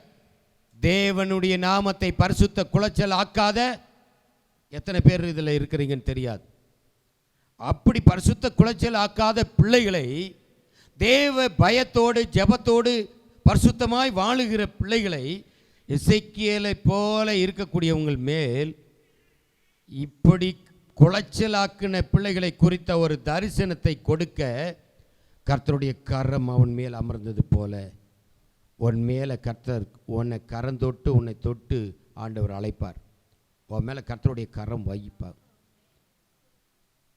நீ எலும்பு கூட கிடந்தீனா உன் மேலே கை வராது. எலும்பு கூட கிடந்தீனா, நாற்றத்தில் கிடந்தீனா உன்னை கர்த்தருடைய கரம் தொடாது. எசேக்கியேலை கர்த்தருடைய கரம் தொட்டது. அவர் கை அவன் மேல் வந்து அமர்ந்தது. அவனை தொட்டார்.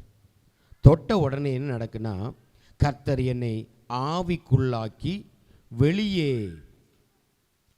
கொண்டு போய் எலும்புகள் நிறைந்த ஒரு பள்ளத்தாக்கின் நடுவிலே நிறுத்தினார். இப்போ இப்படி கர்த்தருடைய பேரை நீ பேச்சிலையோ நடக்கையிலையோ வார்த்தையிலையோ பார்வையிலையோ அல்லது உன் சிந்தனையிலையோ இருதயத்திலையோ நீ துக்கப்படுத்தியிருந்தால், அவமானப்படுத்தியிருந்தால், பரிசுத்த குலைச்சலாக்கி இருந்தால், இப்போ உனக்கு ஒரு விடுதலை தருவதற்கு ஆண்டவர் எசேக்கியேலை ஏற்படுத்தினது போல இங்கே ஒரு சிலர் மாத்திரம் இருக்கிறீங்கன்னு நான் நம்புகிறேன். கர்த்தருடைய கரம் உன்னை தொடும். இது வரைக்கும் அந்த பாரம் இல்லாமல் இருந்தீன்னா, இப்போ அந்த அவர்களை குறித்த மக்களை குறித்த ஒரு பாரம். நம்ம இந்தியாவுக்கு ஜெபம் பண்ணுற தப்பு இல்லை. பாகிஸ்தான் அமெரிக்கா ரட்சியம், இங்கிலாந்து ரட்சியம், ரஷ்யாவை ரட்சியம், ஜெர்மனி ரட்சியம், எல்லாம் ரட்சிக்கணும் தான், கரெக்டு, தப்பு இல்லை. தீவிரவாதிகளை ரட்சின்றோம். தீவிரவாதிகள் கூடாரமாகவே நம்ம இடம் கொடுத்துருக்குறோமே பிசாசுக்கு, கர்த்தரை துக்கப்படுத்துறதுக்கு. ஆனால் நம்முடைய வாழ்க்கையை சீர்படுத்தி பாருங்க, உங்கள் வாழ்க்கையை சீர்படுத்தி பாருங்க. எந்தெந்த காரியங்களில் நான் கர்த்தருடைய நாமத்தை பரிசுத்த குலைச்சலாக்கி இருக்கிறேன், அவருடைய பேரை அவமானப்படுத்தி இருக்கிறேன், நான் செய்கிற செயல் எது தேவனை அவமானப்படுத்தி இருக்கு, துக்கப்படுத்தி இருக்குது, அப்படி ஃபீல் பண்ணுங்க, உணருங்க. உங்களுக்கு விடுதலை தர்றதுக்கு ஆண்டவர் எசேக்கியேலை அந்த பள்ளத்தாக்குகளில் கிடந்த எலும்புகளை உயிரடைய செய்கிறதுக்கு, மக்களை உயிர்ப்பிக்கிறதுக்கு எசேக்கியேலை ஆண்டவர் அபிஷேகம் பண்ணாராம். ஆவிக்குள்ளாக்கி அவனை அபிஷேகம் பண்ணி அவனை வெளியே கொண்டு போனாராம். பட்டணத்திலிருந்து வெளியே கொண்டு போனார். வெளியே கொண்டு போய் எங்கே கொண்டு போகிறாருன்னா, நேராக கொண்டு போய் ஒரு பள்ளத்தாக்கு இருக்கிற, எலும்புகள் நிறைஞ்சி இருக்கிற ஒரு பள்ளத்தாக்கை சுற்றி அப்படி பார்க்குறார், காட்டுறார். என்னத்தை பார்க்குற கேட்குறாரு எசேக்கியேல் கிட்ட, என்னத்தை பார்க்குற? அவன் சொல்கிறான், எலும்புகள் நிறைஞ்சிருக்கிற இந்த பள்ளத்தாக்கில் எலும்புகளை பார்க்குறையா. எலும்புகள்லாம் உயிரடையுமா? நமக்கு தான் தெரியும். இப்போது கர்த்தருடைய கரம், இதில் அநேகர் இன்னும் கர்த்தருக்கு அருவருப்பானதான் தான் செய்துட்டு இருக்கிறீங்க, கர்த்தருக்கு பிரியமில்லாதான் செய்கிறீங்க.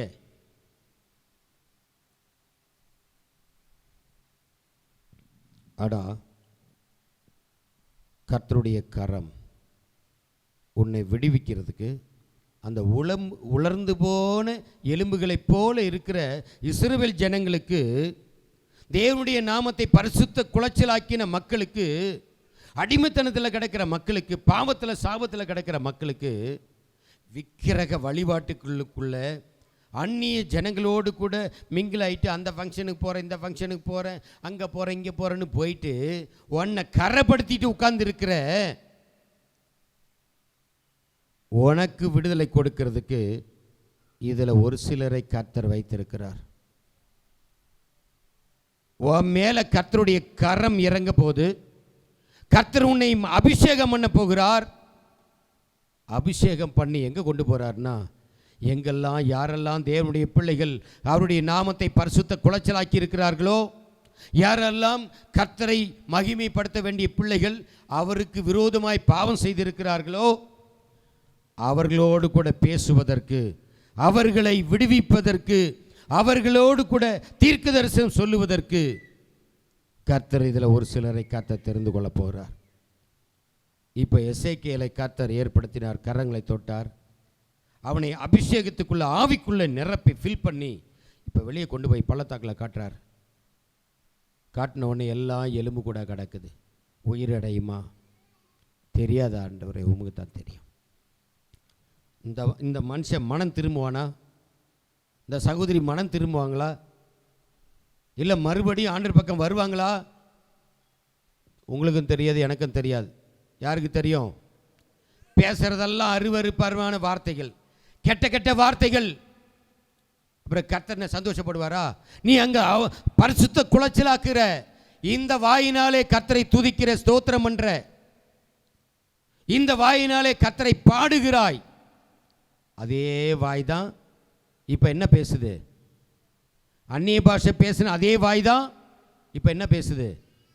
கெட்ட வார்த்தையும் அருவருப்பானதையும் பேசிக்கிட்டு இருக்கு. இதுதான் பரிசுத்த குலைச்சலாக்குறது. தேவனை பார்க்க வேண்டிய பிள்ளைகள் அசுத்தமானதை பார்க்கிறது. தேவனுக்காக வேறு பிரிக்க, பாவத்தை விட்டு அக்கிரமத்தை விட்டு வேறு பிரிக்கப்பட்ட பிள்ளைகள் இன்னைக்கு மறுபடியும் பாவத்துக்குள்ள. நாய் தன் கக்கினது திரும்ப தான் என்ன செய்யுமா? தின்னும். நாய் தன் கக்கினதை திரும்ப தின்னும்.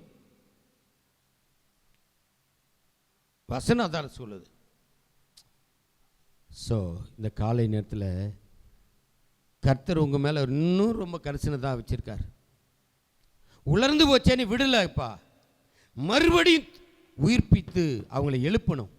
மறுபடியும் ஒரு விடுதலை தரணும் என் பிள்ளைகளுக்கு. ஏன்னா அதுங்க யார் பிள்ளை? என்னுடைய ஜனம். எந்த சூழ்நிலையிலும் விட்டு கொடுக்காத ஆண்டவர் அவர் தான். எப்படி என் பிள்ளை நான் தூக்கி எடுக்க விரும்புகிறேன் பாருங்க, யாருமே ஸ்டெப் எடுக்க முடியல. கர்த்தர் ஒரு இரக்கம் வச்சிருக்கிறார். இந்த காலை நேரத்தில் எசேக்கியேலை கொண்டு போனார். எலும்புகளை பார்த்து அவனு பேசினான். கர்த்தர் சொல்கிற வார்த்தை தீர்க்க தரிசனமாக சொன்னான், எலும்புகளே உயிரடையுங்கள். அவன் பேச ஆரம்பித்த உடனே எலும்புகள் எல்லாம் ஒன்றோடு ஒன்று ஜாயிண்ட் ஆகிட்டு, அந்தந்த பாடிக்குள்ள எலும்புகள் எல்லாம் உருவான உடனே அதுக்கு மேலே நரம்புகள், தசைகள் எல்லாமே கூடி மாம்சமாய் உருவாகி எல்லாம் கிடக்குது.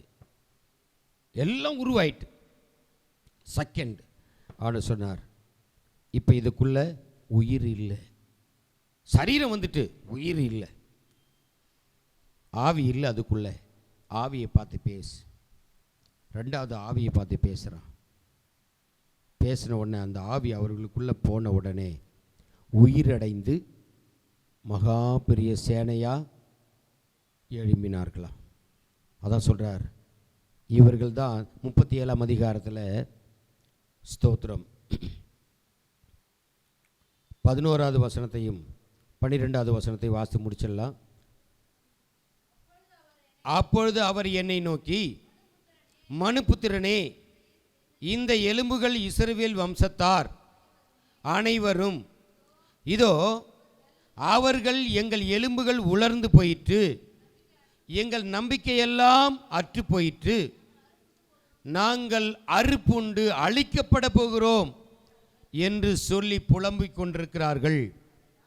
ஆகையால் நீ தீர்க்கதரிசனம் உரைத்து அவர்களோடே சொல்ல வேண்டியது என்னவென்றால், கர்த்தராகிய ஆண்டவர் உரைக்கிறார், இதோ என் ஜனங்களே, நான் உங்கள் பிரேத குழிகளை திறந்து உங்களை உங்கள் பிரேத குழிகளிலிருந்து வெளிப்படவும் உங்களை இஸ்ரவேல் தேசத்திற்கு வரவும் பண்ணுவேன் என்றார்.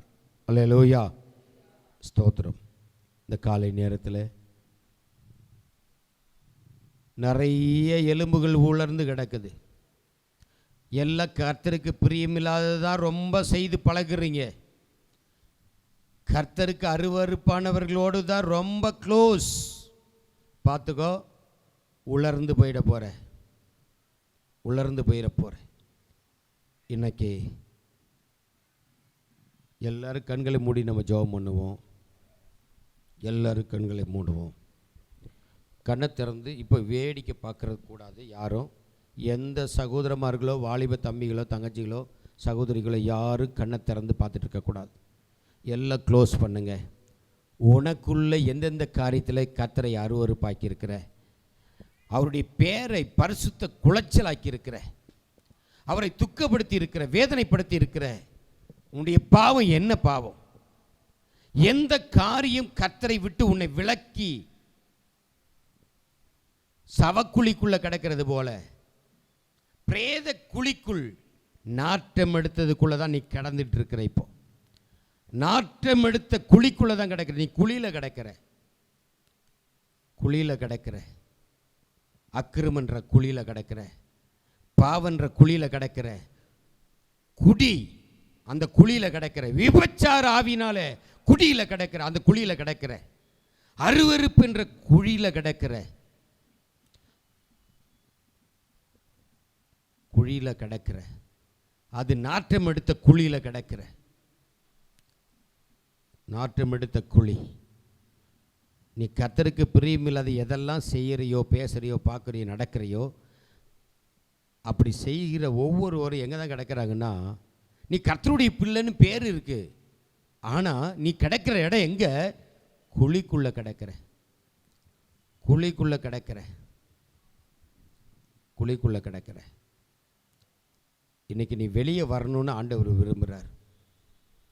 நீ வெளியே வரணும், நீ வெளியே வரணும். மறுபடியும் உன்னை ஒரு சேனையாக நிறுத்தணும். அவருக்கு முன்னால் இதான் என் ஜனம் சொல்லி நிறுத்தி அவர் மகிமைப்படணும், அவர் மகிமைப்படணும். இன்னும் ஞானஸ்நானம் எடுத்து இத்தனை வருஷங்களாயும் இன்னும் சிலர் கர்த்தருக்கு பிரியமில்லாததே நீ செய்துட்டு இருக்கிற. நீ உலர போகிற, சீக்கிரமாக கவனத்தில் வச்சுக்கிறங்க. உலர்ந்து ஒன்றும் இல்லாமல் போக போகிற. நாற்றம் எடுத்த குழியிலிருந்து உன்னை தூக்கி எடுக்கணும்னு ஆண்டவர் விரும்புகிறாராப்பா. Praise Lord, praise Lord. ஸ்தோத்திரம். உன்னுடைய குறைவுகளை அப்படியே அறிக்கை செய்துட்டே இருங்க. கர்த்தருக்கும் உங்களுக்கும் ஒரு கேப்பு, நீண்ட கேப் இருக்குது, ரொம்ப பெரிய கேப் இருக்குது. பேர் என்னமோ கிறிஸ்தவ பேர் தான் இருக்கிறது, என்னமோ கிறிஸ்தவ சபைக்குள்ளே தான், சபை என்னமோ ஆவிக்குரிய சபைன்னு தான் சொல்லிக்கிறது. ஆனால் ப்ராக்டிக்கலாக இல்லையே. சாட்சி கெட்டு போயில் வாழ்ந்துட்டுருக்கிற அநேகர் இருக்கிறீங்க. சாட்சி இல்லாத ஒரு வாழ்க்கை, சாட்சி இல்லாத ஒரு வாழ்க்கை, சாட்சி இல்லாத ஒரு வாழ்க்கை. ஸ்தோத்திரம். இன்றைக்கு கர்த்தருடைய கரம் இதில் தன்னுடைய வாழ்க்கையை பரிசுத்தமாய் காத்து கொள்ளுகிற, அருவருப்பை விட்டு கர்த்தரை துக்கப்படுத்தாமல் வாழுகிற ஒரு சில பிள்ளைகள் மேல் இப்பொழுது கர்த்தருடைய கரம் வந்து தொடப்போது. உன்னை யாரெல்லாம் அப்படி உண்மையாக இருக்கிறீங்களோ உங்கள் மேலே கர்த்தருடைய கரம் வந்து அமரப்போதும். உலர்ந்து போன எலும்புகளுக்குள்ளே இல்லை, பரிசுத்த குலைச்சல் ஆக்காமல் கர்த்தரை மகிமைப்படுத்துகிற பிள்ளைகள் மேல் கர்த்தருடைய கரம் வந்து அமரப்போது. கர்த்தர் உன்னை தொட்ட உடனே உன்னை ஆவியினால ஃபீல் பண்ணுவார். முதல்ல கர்த்தர் உன்னை தொடுவார். ஏன்னா உன்னை கொண்டுதான் ஒரு பெரிய எழுப்புதலை கர்த்தர் தரப்போறார். ஒரு கூட்ட மக்கள் ரட்சிக்கப்பட போறாங்க, ஒரு கூட்ட மக்கள் விடுதலையாக போறாங்க. பிரேத குழிக்குள்ள கிடக்கிறவர்கள் தூக்கி எடுக்கப்பட வேண்டும். உன்னை கொண்டுதான் கர்த்தர் இந்த காலை நேரத்தில் உன்னை கர்த்தருடைய கரம் தொட போது. கர்த்தருடைய கரம் உன்னை தொட்ட உடனே உன்னை கர்த்தர் ஆவிக்குள்ளாக்குவார், அபிஷேகம் பண்ணுவார். உனக்கு ஒரு விசேஷித்த கிஃப்டை, அந்த தேவனுடைய வல்லமையை உனக்குள்ள தருவார். அந்த வல்லமையை பெற்ற உடனே நீ அந்நிய பாஷை பேச ஆரம்பிச்சிருவேன். உனக்குள்ள தரிசனங்கள் உருவாகும். கர்த்தர் பேசுகிற சத்தத்தை நீ கேட்க ஆரம்பித்து விடுவாய், கேட்க ஆரம்பித்து விடுவாய். ஸ்தோத்திரம். இன்னும் இந்த சபையில் ஒருத்தர் மேலும் கர்த்தருடைய கரம் வந்து அமரல, கர்த்தருடைய கரம் இன்னும் அமரல. அப்படின்னா சபை முழுவதும் எப்படி தான் இருக்குது? பெந்தகோஸ்தே சபை ஆவிக்குரிய சபைன்னு சொல்லிக்கிட்டு அருவருப்பாய் செய்துக்கிட்டு இருக்கிறீங்க. கர்த்தரை துக்கப்படுத்திட்டு இருக்கிறீங்க. அவருடைய நாமத்தை, பேரை, பரிசுத்த குலைச்சலாக்குறீங்க. அதுதான் அவருக்கு மன உளைச்சல், அதுதான் அவருக்கு வேதனை, அதுதான் அவருக்கு வேதனை. மாய்மாலமான வாழ்க்கை வாழாத, மாய்மாலமான வாழ்க்கை வாழாதீங்க. ஸ்தோத்திரம், ஸ்தோத்திரம். 2 வேஷம் போடுறது. சபைக்கு வந்த ஒரு வேஷம், வீட்டில் சபையை விட்டு வெளியே போன ஒரு வேஷம் போடாத. நீ உலர்ந்து போயிடுவீங்க. உலர்ந்து போன பள்ளத்தாக்கில், நாற்றம் எடுத்த பள்ளத்தாக்கில் எலும்பாக தான் கிடக்கணும். செயல்பட முடியாது உன்னால. இன்னைக்கு கர்த்தருடைய கரம் யாரை தொடுதுன்னு தெரியல, யாரை தொட போகுதுன்னு தெரியல. கர்த்தருடைய வல்லமை, அபிஷேகம் யாரை நிரப்பி விட போகிறது தெரியல. கர்த்தர் உன்னை தொட்ட உடனே கர்த்தர் உன்னை ஆவியினாலே நிரப்புவார். ஆவியினால் நிரப்பும் பொழுது ஆவியானவர் உனக்குள்ளே வார்த்தைகளை கொடுப்பார். நீ அந்நிய பாஷைகளை பேசுவ. உன் ஆவி கர்த்தருக்குள்ளே களிகூர்ந்து இருக்கும், கர்த்தருக்குள்ளே மகிழ்ந்து இருக்கும். கர்த்தருடைய நாமத்தை நீ மகிமைப்படுத்துவாய். இந்த காலை நேரத்தில் எல்லாரும் ஜெபத்தோடு கூட இருப்போம். எல்லாரும் ஜெபத்தோடு கூட இருப்போம். எல்லாரும் ஜெபத்தோடு கூட இருப்போம். ஆவியானவர் தான் உன்னை ஃபில் பண்ணணும். ஆவியானவர் தான் உன்னை செயல்படுத்தணும். உனக்குள்ள தரிசனத்தை கொடுக்கணும். உன்னை அபிஷேகம் பண்ணணும். உன்னை கர்த்தர் எடுத்து பயன்படுத்தணும். எத்தனை பேரை தொடப்போது கர்த்தருடைய கரம் தெரியல. கர்த்தருடைய கரம். ஸ்தோத்திரம். கர்த்தர் உன்னை தொட்டா சும்மா இருக்க மாட்டீங்க. கர்த்தருடைய கரம் உன்னை தொட்டா உனக்குள்ள ஒரு மாற்றம் வரும், அற்புதம் வரும். உன் வாய் பேச ஆரம்பிக்கும். ஆவியானவர் ஆவிக்குள்ளாக்கினார். அவனை ஆவிக்குள்ளாக்கினார், அபிஷேகம் பண்ணார். ஸ்தோத்திரம். நான் ஒன்றும் உங்களை நான் லீட் பண்ணக்கூடாது. இப்போ கர்த்தர் உங்களை லீட் பண்ணணும். கர்த்தர் உங்களை நடத்தணும். கர்த்தர் உங்களை நடத்தணும். நல்ல ஜெபத்தோடு கூட. ஸ்தோத்திரம். நீ கர்த்தருக்கு பிரியமாக இருந்தால் கர்த்தருடைய கரம் உன்னை தான் முதல்ல தொடும். கர்த்தருடைய கை உன்னை தான் கூப்பிடும். மகனே, மகளே, இங்கே வா, உன்னை கூப்பிடுறேன்னு சொல்லி கர்த்தருடைய கரத்தை உன் மேலே வைப்பார். உன் மேலே வைப்பார். உன்னை தொடுவார். உனக்குள்ளே ஒரு தொடுதல் வருங்க. உனக்குள்ளே ஒரு தொடுதல் வரும். கர்த்தருடைய தொடுதல், வேற எந்த தொடுதலும் இல்லை. கர்த்தருடைய தொடுதலை நீ உணர்வ சகோதரா. கர்த்தருடைய தொடுதலை நீ உணர்வ. ராகா சஹதானா ராபா தேஹிரை ஹதானா கபராஹா மோரி மானா சீந்தியா ஹந்தாரா லகபா ராபா கீபா ரகாதானா சகராபா லாபா கீனானா துனா சிஹா ஹதுரபா ரபா கரபா லாபா ராபா. எஸ், உம்முடைய கரம் தொடட்டும். உம்முடைய கரத்தினால தொடுங்க. உம்முடைய பிள்ளைகளை ஆவியினால நிரப்பி விடுங்க ஆண்டவரே. ஆவிக்குள்ளாக்கி விடுங்க ஆண்டவரே. ஆவிக்குள்ளாக்கி விடுங்க. ஆவிக்குள்ளாக்கி விடுங்க. எசேக்கியேலை நிரப்பின அதே வல்லமை உள்ளவர் கர்த்தர். இந்த காலை நேரத்தில்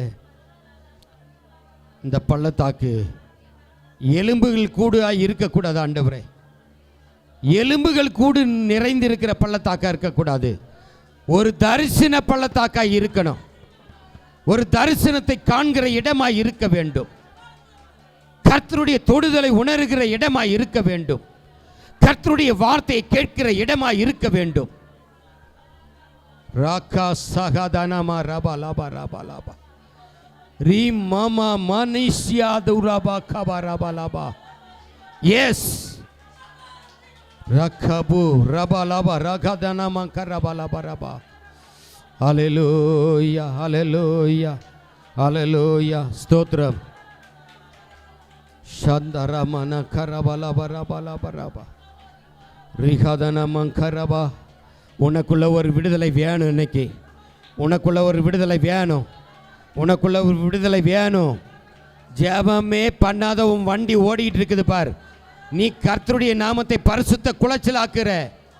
ஜெபமே பண்ணாத உன் வாழ்க்கை பரிசுத்த குலைச்சலாக்குற. கர்த்தரை பைபிளை தொட்டு வாசித்து எத்தனை நாள் ஆச்சு? அவருடைய வார்த்தை அவர் தான், அது அவருடைய வார்த்தை. பைபிளே வாசிக்காம நீ கிறிஸ்தவன் சொல்லிக்கிறீங்க, பரிசுத்த குலைச்சலாக்குற. பைபிள் வாசிக்கிறதுக்கு உனக்கு நேரம் இல்லை, மற்றதுக்கெல்லாம் நேரம் இருக்கு. உனக்கு மற்றதுக்கெல்லாம் நேரம் இருக்கு. உன் வாழ்க்கை உலர்ந்துக்கிட்டு இருக்குன்றதை மறந்துடக்கூடாது. உன் வாழ்க்கை உலர்ந்துக்கிட்டே இருக்குது. இருக்கிறதெல்லாம் காஞ்சி ஒன்றும் இல்லாமல் போயிரும்பா. கர்த்தரை தேடக்கூடிய உணர்வு இல்லாமல் போயிடுச்சுன்னா அவ்வளோதான். மற்றவங்களோடு அருவருப்பானவங்க கூட இருக்கிற, துன்மார்க்கனோடு கூட இருக்கிற உறவு இன்னைக்கு கட் பண்ணலைன்னா உன் ஆசீர்வாதத்தை நீ இழந்து போகிறதுக்கு நீ தான் காரணம். உலர்ந்து போகும். சரீரம் மட்டும் இல்லை, ஆவிக்குரிய வாழ்க்கை மட்டும் இல்லை, உன் ஆசீர்வாதமும் உலர்ந்து போகிறதுக்கு நீ காரணமாயிராத. உலர்ந்து போயிடும், ஒன்றும் இல்லாமல் போயிடும். செயல்படாது, உன் பிஸ்னஸ் செயல்படாது, வருமானம் செயல்படாது, வருமானம் இருக்காது. எல்லாத்துலேயும் ஒன்றும் இல்லாமல் குறைஞ்சிக்கிட்டே வந்து செயல்படாமல் போயிடும். கடைசியில் உன் குடும்ப வாழ்க்கை அப்படி தான் மாறும். உன் பிள்ளைகள் வாழ்க்கை அப்படி மாறும். காரணமாக நீ இருக்காத, நீங்கள் இருக்கக்கூடாது. அப்படி எனக்கு ரொம்ப பாரமாக இருக்குது. என்னன்னு தெரியல, ரொம்ப ரொம்ப பாரமாக இருக்குது. இன்னைக்கு ரொம்ப பாரமாக இருக்குது. ஸ்தோத்திரம். கர்த்தரை தேடாத எந்த காரியமும் உனக்கு வாய்க்காது. கர்த்தரை தேடாம செய்கிற எந்த காரியமும் வாய்க்காதுப்பா. கர்த்தருக்கு பயப்படாத, செய்யாத எதையும். கர்த்தருடைய சமூகத்தில் உன்னை பரிசுத்தவானா நிறுத்தாம எதையும் செய்யாத.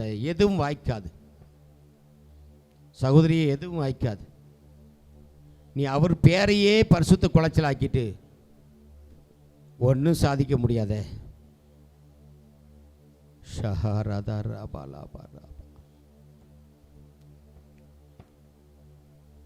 ஸ்தோத்திரம். எத்தனை பேர் கர்த்தரை என்னை தொடரணும், கர்த்தருடைய ஆவி என்னை நிரப்பணும்.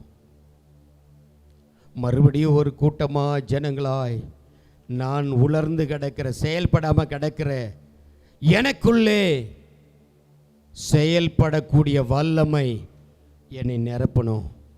நானும் கர்த்தருடைய நாமத்தை மகிமைப்படுத்தக்கூடிய ஒரு நபராக நிற்கணும். சாட்சி உள்ள பிள்ளையா நான் நிற்கணும்.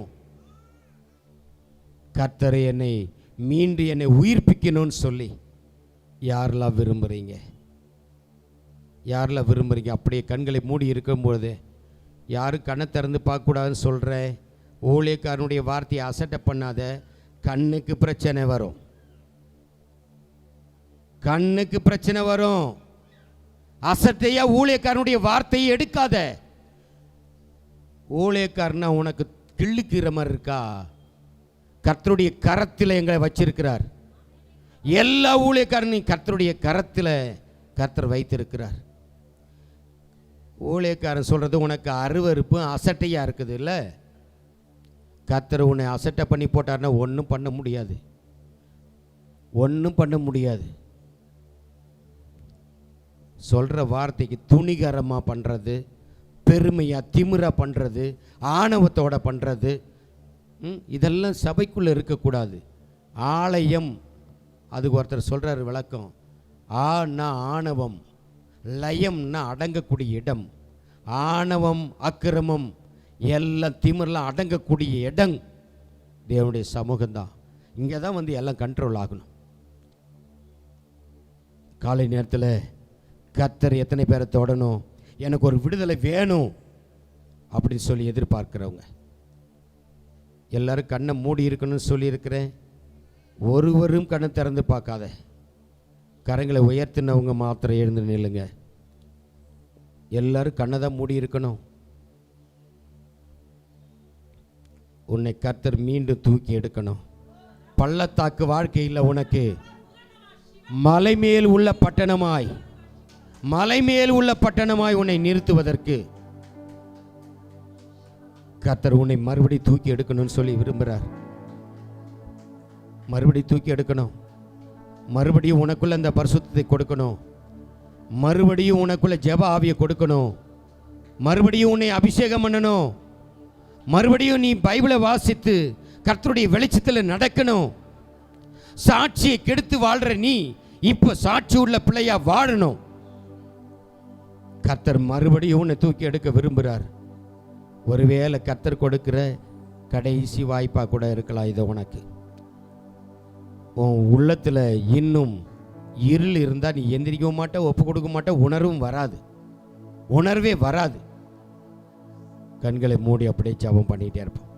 கர்த்தர் உன்னை தொடட்டும், கர்த்தர் உன்னை தொடட்டும், கர்த்தருடைய அபிஷேகம் உன்னை நிரப்பட்டும், கர்த்தருடைய வல்லமை உன்னை தொடட்டும்.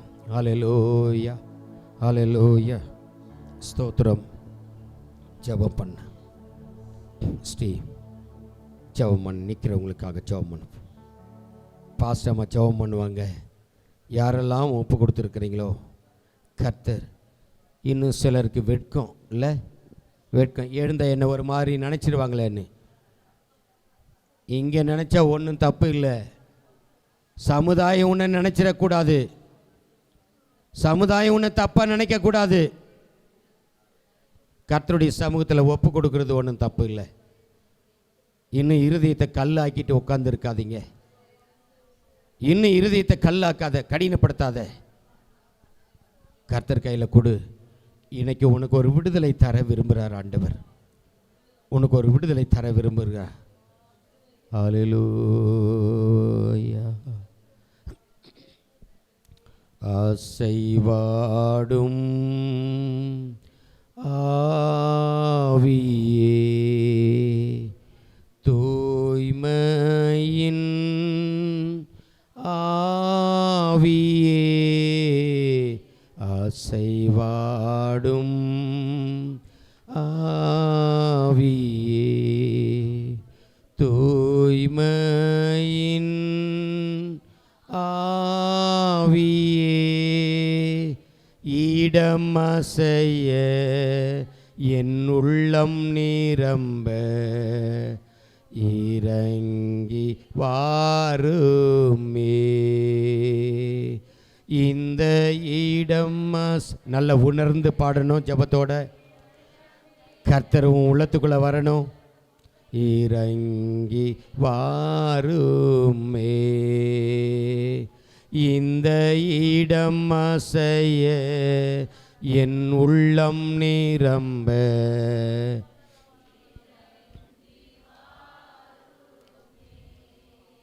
அசைவாடும் ஆவியே, தூய்மையின் ஆவியே, அசைவாடும் ஆவியே, தூய்மையின் ஆவியே, இடம் அசைய. ஆமென். நல்ல உணர்ந்து பாடுவோம். இறங்கி வார். சீக்கிரமா ஜெபம் பண்ணுமா எல்லாருக்கும். இந்த இடம் நல்ல உணர்ந்து ஒப்பு கொடுத்து ஜெபம் பண்ணிக்கிட்டே இருங்க. எஸ், ஜெபத்தோடு கூட கண்களை மூடி வாருமே. இந்த இடம் அசைய என் உள்ளம் நிரம்ப. எல்லாரும் ஜெபத்தோடு கூட பாடிக்கிட்டே இருப்போம். இந்த இடம் அசைய என் உள்ளம் நிரம்ப இறங்கி வாருமே. இந்த இடம் அசைய என் உள்ளம் நிரம்ப இறங்கி வாருமே. அல்லேலூயா. என் உள்ளத்தில்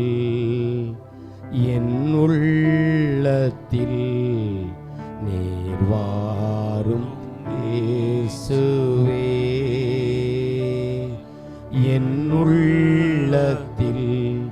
என்னுள்ளத்தில் நீர் வாரும் இயேசுவே. பாவம் இனி நான் செய்தேன், உம் பிள்ளையாய் வாழ்ந்திடுவே. வல்லமை என்னில் தாரும், சாட்சியாய் ஜீவிப்பே.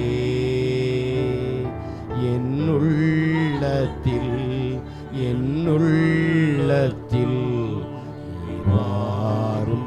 ஆமென், ஆமென். நல்ல ஜெபத்தோடு கூட கேளுங்க. உங்களை பரிசுத்தப்படுத்துகிற தேவன் உங்களுக்குள்ளே வாசம் பண்ணட்டும். என்னுள்ளத்தில் நீர் வாரும் இயேசுவே. பாவம் இனி நான் செய்யேன், உம் பிள்ளையாய் வாழ்ந்திடுவேன்.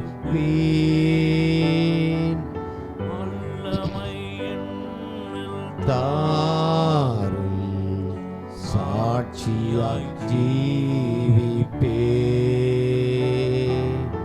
பாவம் இனி நான் செய்யேன், உம் பிள்ளையாய் வாழ்ந்திடுவேன்.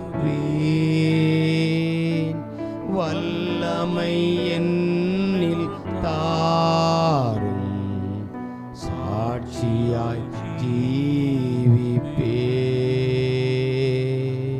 கரைகளை உயர்த்தி அப்படியே போட்டு ஜெபம் பண்ணுவோம்.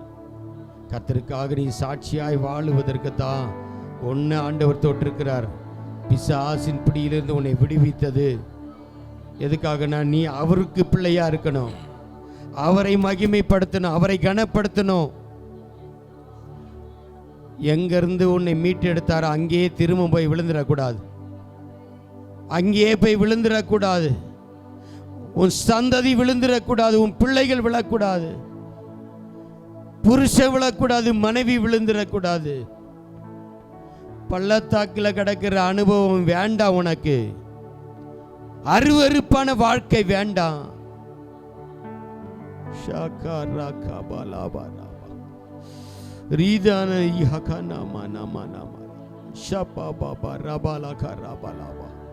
உம்முடைய வல்லமை இந்த இடம் முழுவதும் நிரம்பட்ட ஆண்டவரே.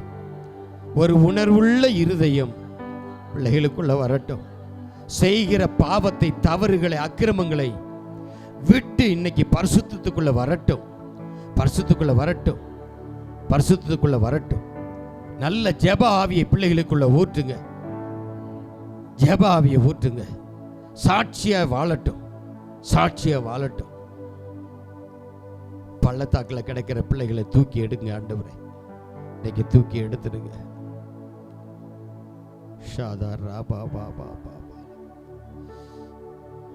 நன்றி ஆண்டவரே. பரிசுத்தமுள்ள நல்ல பிதாவே, இந்த காலை நேரத்துக்காக நாங்கள் துதிக்கிறோம். இந்த ஆராதனையிலும் என் ஜனங்கள் என் நாமத்தை பரிசுத்த குலைச்சலாக்கினதின் நிமித்தம் நான் அப்படி செய்வேன் சொல்றார். எப்படின்னா, அவர்களை மறுபடியும் என் நாமத்தை பரிசுத்த குலைச்சலாக்காதபடி, என்னை துக்கப்படுத்தாதபடி, என் நாமத்தை மறுதலிக்காதபடி மறுபடியும் வாழுவதற்கு அவர்களை மீட்டுக் கொள்ளுவேன், மறுபடியும் அவர்களை தூக்கி எடுப்பேன், மறுபடியும் என்னுடைய ஜனங்களாய் இருப்பார்கள் என்று சொல்லி பாபிலோன் தேசத்தில் அடிமையிலாக இருந்த பிள்ளைகளை கர்த்தர் விடுதலை செய்து மறுபடியும் சொந்த தேசத்தில் கொண்டு வந்து கர்த்தர் நிறுத்தி இருக்கிறார். இன்றைக்கு வரைக்கும் அவர்கள் நிலைநாட்டப்பட்டவர்களாக இருக்கிறாங்க. மறுபடியும் அவர்களை அடிமைப்படுத்த இதுவரைக்கும் யாருமே வந்ததில்லை, முடியல.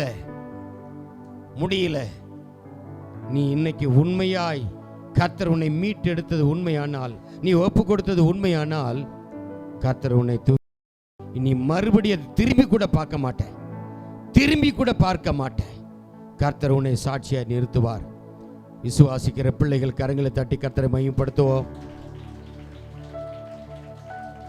ஸ்தோத்திரம். ஒரு பெரிய சேனையாய் கர்த்தர் உங்களை ஏற்படுத்தி மறுபடியும் கர்த்தர் உங்களை மீட்டு சொந்த ஜனமாய் கர்த்தர் உங்களை நிலை நிறுத்துவாராக. கர்த்தருக்காக நீங்கள் புறப்பட்டு போகிற சேனையா இருக்கட்டும், எதிரிகளை தோற்கடிக்கிற சேனையா இருக்கட்டும், ஜெப சேனையா இருக்கட்டும், இந்த சேனை பரிசுத்த சேனையா இருக்கட்டும், கர்த்தருடைய மகத்துவத்தை உயர்த்தி காட்டக்கூடிய ஆராதிக்கக்கூடிய சேனையா இருக்கட்டும். கர்த்தர் அப்படியே நீர் நடத்துங்க. உம்முடைய பலத்த கரம் கூட இருக்கட்டும். இயேசுவின் நாமத்தில் பிதாவே, ஆமென். என் ஆத்துமாவே கர்த்தரை ஸ்தோத்திரி, முழு உள்ளமே பரிசுத்த நாமத்தை ஸ்தோத்திரி. என் ஆத்துமாவே கர்த்தரை ஸ்தோத்திரி, அவர் செய்த சகல உபகாரங்களையும் மறவாதே. ஆமென். நம்முடைய கர்த்தராகிய இயேசு கிறிஸ்துவினுடைய கிருபையும் பிதாவாகிய தேவனுடைய அன்பும் ஆவியானவருடைய ஐக்கியமும் சமாதானமும் நம் அனைவரோடும் கூட இப்பொழுதும் எப்பொழுதும் இயேசு கிறிஸ்துவின் வருகை மட்டும் மாறாமல் இருப்பதாக. ஆமென். அல்லேலூயா, அல்லேலூயா. சத்தமா சொல்லுவோம். ஆஃபரிங் எடுக்கலையாமா, மறந்து போச்சு. ஸ்தோத்திரம். எனது தலைவன். ஸ்தோத்திரம். இந்த காலை நேரத்துக்காக நாங்கள் துதிக்கிறோம். இந்த ஆராதனையிலும் என் ஜனங்கள் என் நாமத்தை பரிசுத்த குலைச்சலாக்கினதின் நிமித்தம் நான் அப்படி செய்வேன் சொல்றார். எப்படின்னா, அவர்களை மறுபடியும் என் நாமத்தை பரிசுத்த குலைச்சலாக்காதபடி, என்னை துக்கப்படுத்தாதபடி, என் நாமத்தை மறுதலிக்காதபடி மறுபடியும் வாழுவதற்கு அவர்களை மீட்டுக் கொள்ளுவேன். மறுபடியும் அவர்களை தூக்கி எடுப்பேன். மறுபடியும் என்னுடைய ஜனங்களாய் இருப்பார்கள் என்று சொல்லி பாபிலோன் தேசத்தில் அடிமையிலாக இருந்த பிள்ளைகளை கர்த்தர் விடுதலை செய்து மறுபடியும் சொந்த தேசத்தில் கொண்டு வந்து கர்த்தர் நிறுத்தி இருக்கிறார். இன்றைக்கு வரைக்கும் அவர்கள் நிலை நாட்டப்பட்டவர்களாக இருக்கிறாங்க. மறுபடியும் அவர்களை அடிமைப்படுத்த இதுவரைக்கும் யாருமே வந்ததில்லை. முடியல.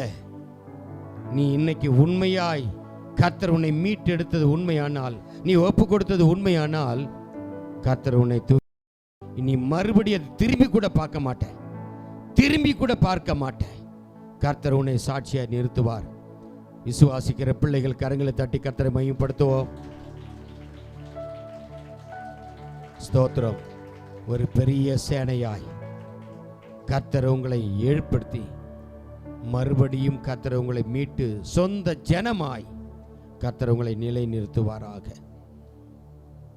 கர்த்தருக்காக நீங்கள் புறப்பட்டு போகிற சேனையா இருக்கட்டும், எதிரிகளை தோற்கடிக்கிற சேனையா இருக்கட்டும், ஜெப சேனையா இருக்கட்டும், இந்த சேனை பரிசுத்த சேனையா இருக்கட்டும், கர்த்தருடைய மகத்துவத்தை உயர்த்தி காட்டக்கூடிய ஆராதிக்கக்கூடிய சேனையா இருக்கட்டும். கர்த்தர் அப்படியே நீர் நடத்துங்க. உம்முடைய பலத்த கரம் கூட இருக்கட்டும். இயேசுவின் நாமத்தில் பிதாவே, ஆமென். என் ஆத்துமாவே கர்த்தரை ஸ்தோத்திரி, முழு உள்ளமே பரிசுத்த நாமத்தை ஸ்தோத்திரி. என் ஆத்துமாவே கர்த்தரை ஸ்தோத்திரி, அவர் செய்த சகல உபகாரங்களையும் மறவாதே. ஆமென். நம்முடைய கர்த்தராகிய இயேசு கிறிஸ்துவினுடைய கிருபையும் பிதாவாகிய தேவனுடைய அன்பும் ஆவியானவருடைய ஐக்கியமும் சமாதானமும் நம் அனைவரோடும் கூட இப்பொழுதும் எப்பொழுதும் இயேசு கிறிஸ்துவின் வருகை மட்டும் மாறாமல் இருப்பதாக. ஆமென். அல்லேலூயா.